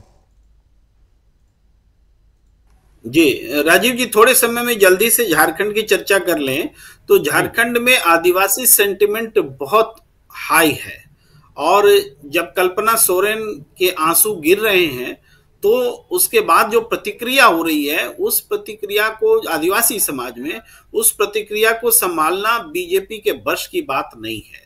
बहुत अलग किस्म से वहां आदिवासी समुदाय हेमंत सोरेन के जेल जाने को देख रहा है। तो ये एक नई स्थिति है। इस कारण से बीजेपी जो कि बहुत अच्छे परफॉर्मेंस के साथ वहां थी, इस बार बहुत मुश्किल में है। हाँ, शहर की कुछ सीटें हैं जहां कंफर्टेबल हो जाती है बीजेपी, जैसे रांची है, धनबाद है, जमशेदपुर है, लेकिन यहां भी आसान नहीं रहेगी, यहां भी मुकाबला बहुत कड़ा रहेगा इस बार, ये हमें देखने को मिलता है। हम झारखंड तक फिलहाल बोल रहे हैं, आपका समय भी ज्यादा हो गया है। जी बिल्कुल क्लोजिंग कमेंट चाहूंगा प्रशांत टंडन जी। अनिल सिन्हा जी शायद नहीं है, लेकिन प्रशांत जी क्लोजिंग कमेंट क्या यहां पर एनडीए के अंदर, बीजेपी के अंदर अभी, क्योंकि एक लिस्ट निकालने के बाद 195 सीट, लेकिन उस लिस्ट के बाद यहां एक फुल स्टॉप दिखाई दे रहा। हालांकि निकालना तो पड़ेगा, लेकिन परिस्थितियां पहले जैसी दिखाई तो नहीं दे रही हैं। बीजेपी की बात कर रहा हूं मैं। हाँ राजीव जी, एनडीए में स्थिति ये है कि अभी उनका जो गठबंधन है बहुत फ्रेजाइल है। आंध्रा में तय नहीं है, उड़ीसा में तय नहीं है, बिहार में सीटें नहीं तय हैं किसको कितनी दी जाएंगी, महाराष्ट्र में सरफुटअव्वल है, अभी मित्र लोग बता चुके हैं, और वो रियलिस्टिक नहीं है। दोनों का दावा यहाँ पे मैं बीजेपी का पक्ष भी ले सकता हूँ कि वो एनसीपी अजीत पवार और शिंदे शिवसेना का दावा रियलिस्टिक नहीं है।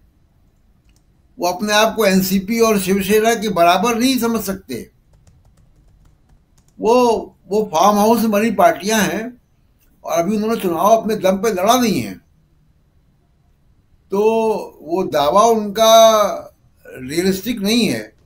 और वही जो चर्चा हो रही है असल में ये छोटी पार्टियों का होता क्या है कि सीटों का मतलब फंड रेजिंग कि 3, 4, 5 सीटें तो वो है जो जीत सकते थे, इस पर मेहनत करेंगे, और जो 12, 13 सीटें बाकी मिल रही हैं उसको आप उद्योगपतियों को, पैसे वालों को देकर आप फंड रेजिंग करेंगे। ये मोटस ऑपरेंडी चल रहा है यहाँ पे।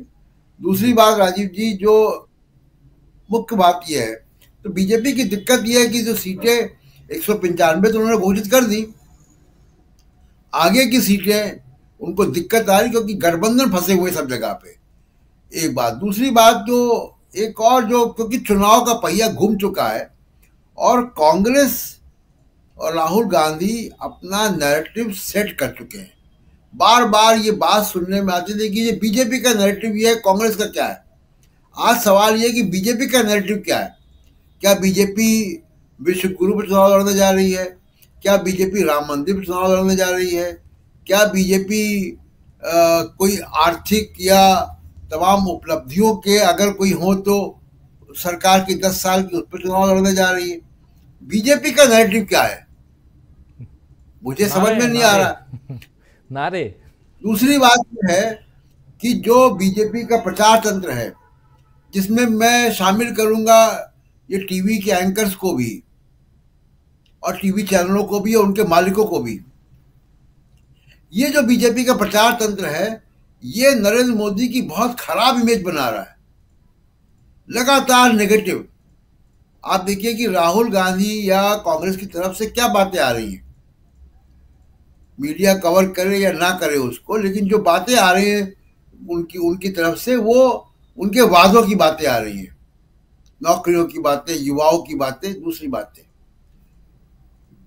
मोदी साहब की तरफ से क्या आ रहा है? मोदी साहब की तरफ से सिर्फ और सिर्फ वो परिवारवाद और राहुल गांधी और उद्धव ठाकरे और आदित्य ठाकरे और लालू प्रसाद यादव, मोदी का परिवार, ये जो बहुत नकारात्मक जो पूरा जो प्रचार, और खासकर बयानों को पकड़ के कि तमिलनाडु के किसी पॉलिटिशियन ने कुछ कह दिया तो उसको लेकर आप उलझा रहे हैं यहाँ पे। तो ये जो बयानों को लेकर स्पिन क्रिएट करने का और शोर मचाने का यही चल रहा है। और ये जो नया मतदाता है राजीव जी, ये जो 30 साल से नीचे का मतदाता है, जिसके पास डिग्री है, जिसके पास कोर्स है, लेकिन नौकरी नहीं है, इसको ये बातें समझ में नहीं आएंगी। तो ये मोदी के जो प्रचार तंत्र है, जो ये टीवी एंकर्स है, ये सबसे बड़ा अहित कर रहे हैं मोदी का, और मोदी साहब होने दे रहे हैं। राजीव जी बिल्कुल बिल्कुल बिल्कुल, बहुत सारी बातें इसमें हम युवाओं को लेकर राहुल गांधी या कांग्रेस पार्टी जो कुछ जो वादे कर रहे हैं राहुल गांधी, उन पर लगातार चर्चा कर रहे हैं और आगे भी करेंगे। और उसके अलावा इलेक्टोरल बॉन्ड एक बहुत बड़ा मामला यहाँ एक हडल के रूप में, एक स्पीड ब्रेकर के रूप में सामने है, उस पर भी सुनवाई होनी है सोमवार को, वो भी सामने आएगा कि क्या कुछ उसमें होता है। लेकिन कहीं ना कहीं घिरे हुए नरेंद्र मोदी और उनकी पार्टी, और यहाँ सिर्फ नारों की बात, चाहे वो 370 चाहे 400 की बात हो, लेकिन 10 साल में किया क्या है ये फहरिस्त लंबी होनी चाहिए, लेकिन वो धीरे धीरे छोटी और बहुत छोटी नजर आ रही है। दूसरी तरफ इंडिया गठबंधन का आप देख रहे हैं कि एक मजबूती के साथ गठबंधन जो है वो आगे, और बहुत बड़े बड़े नेता उसमें हैं और अपने अपने क्षेत्र में वो कमान संभाले हुए हैं। बिहार में जो एक रैली हुई पटना के गांधी मैदान में, उस रैली ने बहुत कुछ बता दिया है, और वहीं से एक परेशानी प्रधानमंत्री नरेंद्र मोदी के सामने दिखाई दे रही है। और उसमें भी परिवार का नाम लेकर लालू प्रसाद यादव ने कहीं ना कहीं ऐसी जगह पर हाथ रख दी है जहां से नरेंद्र मोदी को बार बार मेरा परिवार कहना पड़ रहा है। हिंदुत्व, हिंदू और परिवार, इसके इर्द गिर्द घूमते हुए नरेंद्र मोदी, और जो अभी कह रहे थे प्रशांत टंडन जी कि वो उसमें उलझे हुए, अब मोदी जी उलझ रहे हैं जो उलझाते रहे थे। तो देखेंगे आगे क्या कुछ होता है। लेकिन बहुत बहुत शुक्रिया अदा करना चाहता हूं प्रशांत जी क्लोजिंग कमेंट के लिए। जागृति जी आपका बहुत शुक्रिया, बहुत बहुत शुक्रिया पंकज चतुर्वेदी जी, बहुत शुक्रिया सुनील शुक्ला जी, बहुत बहुत शुक्रिया प्रेम कुमार जी,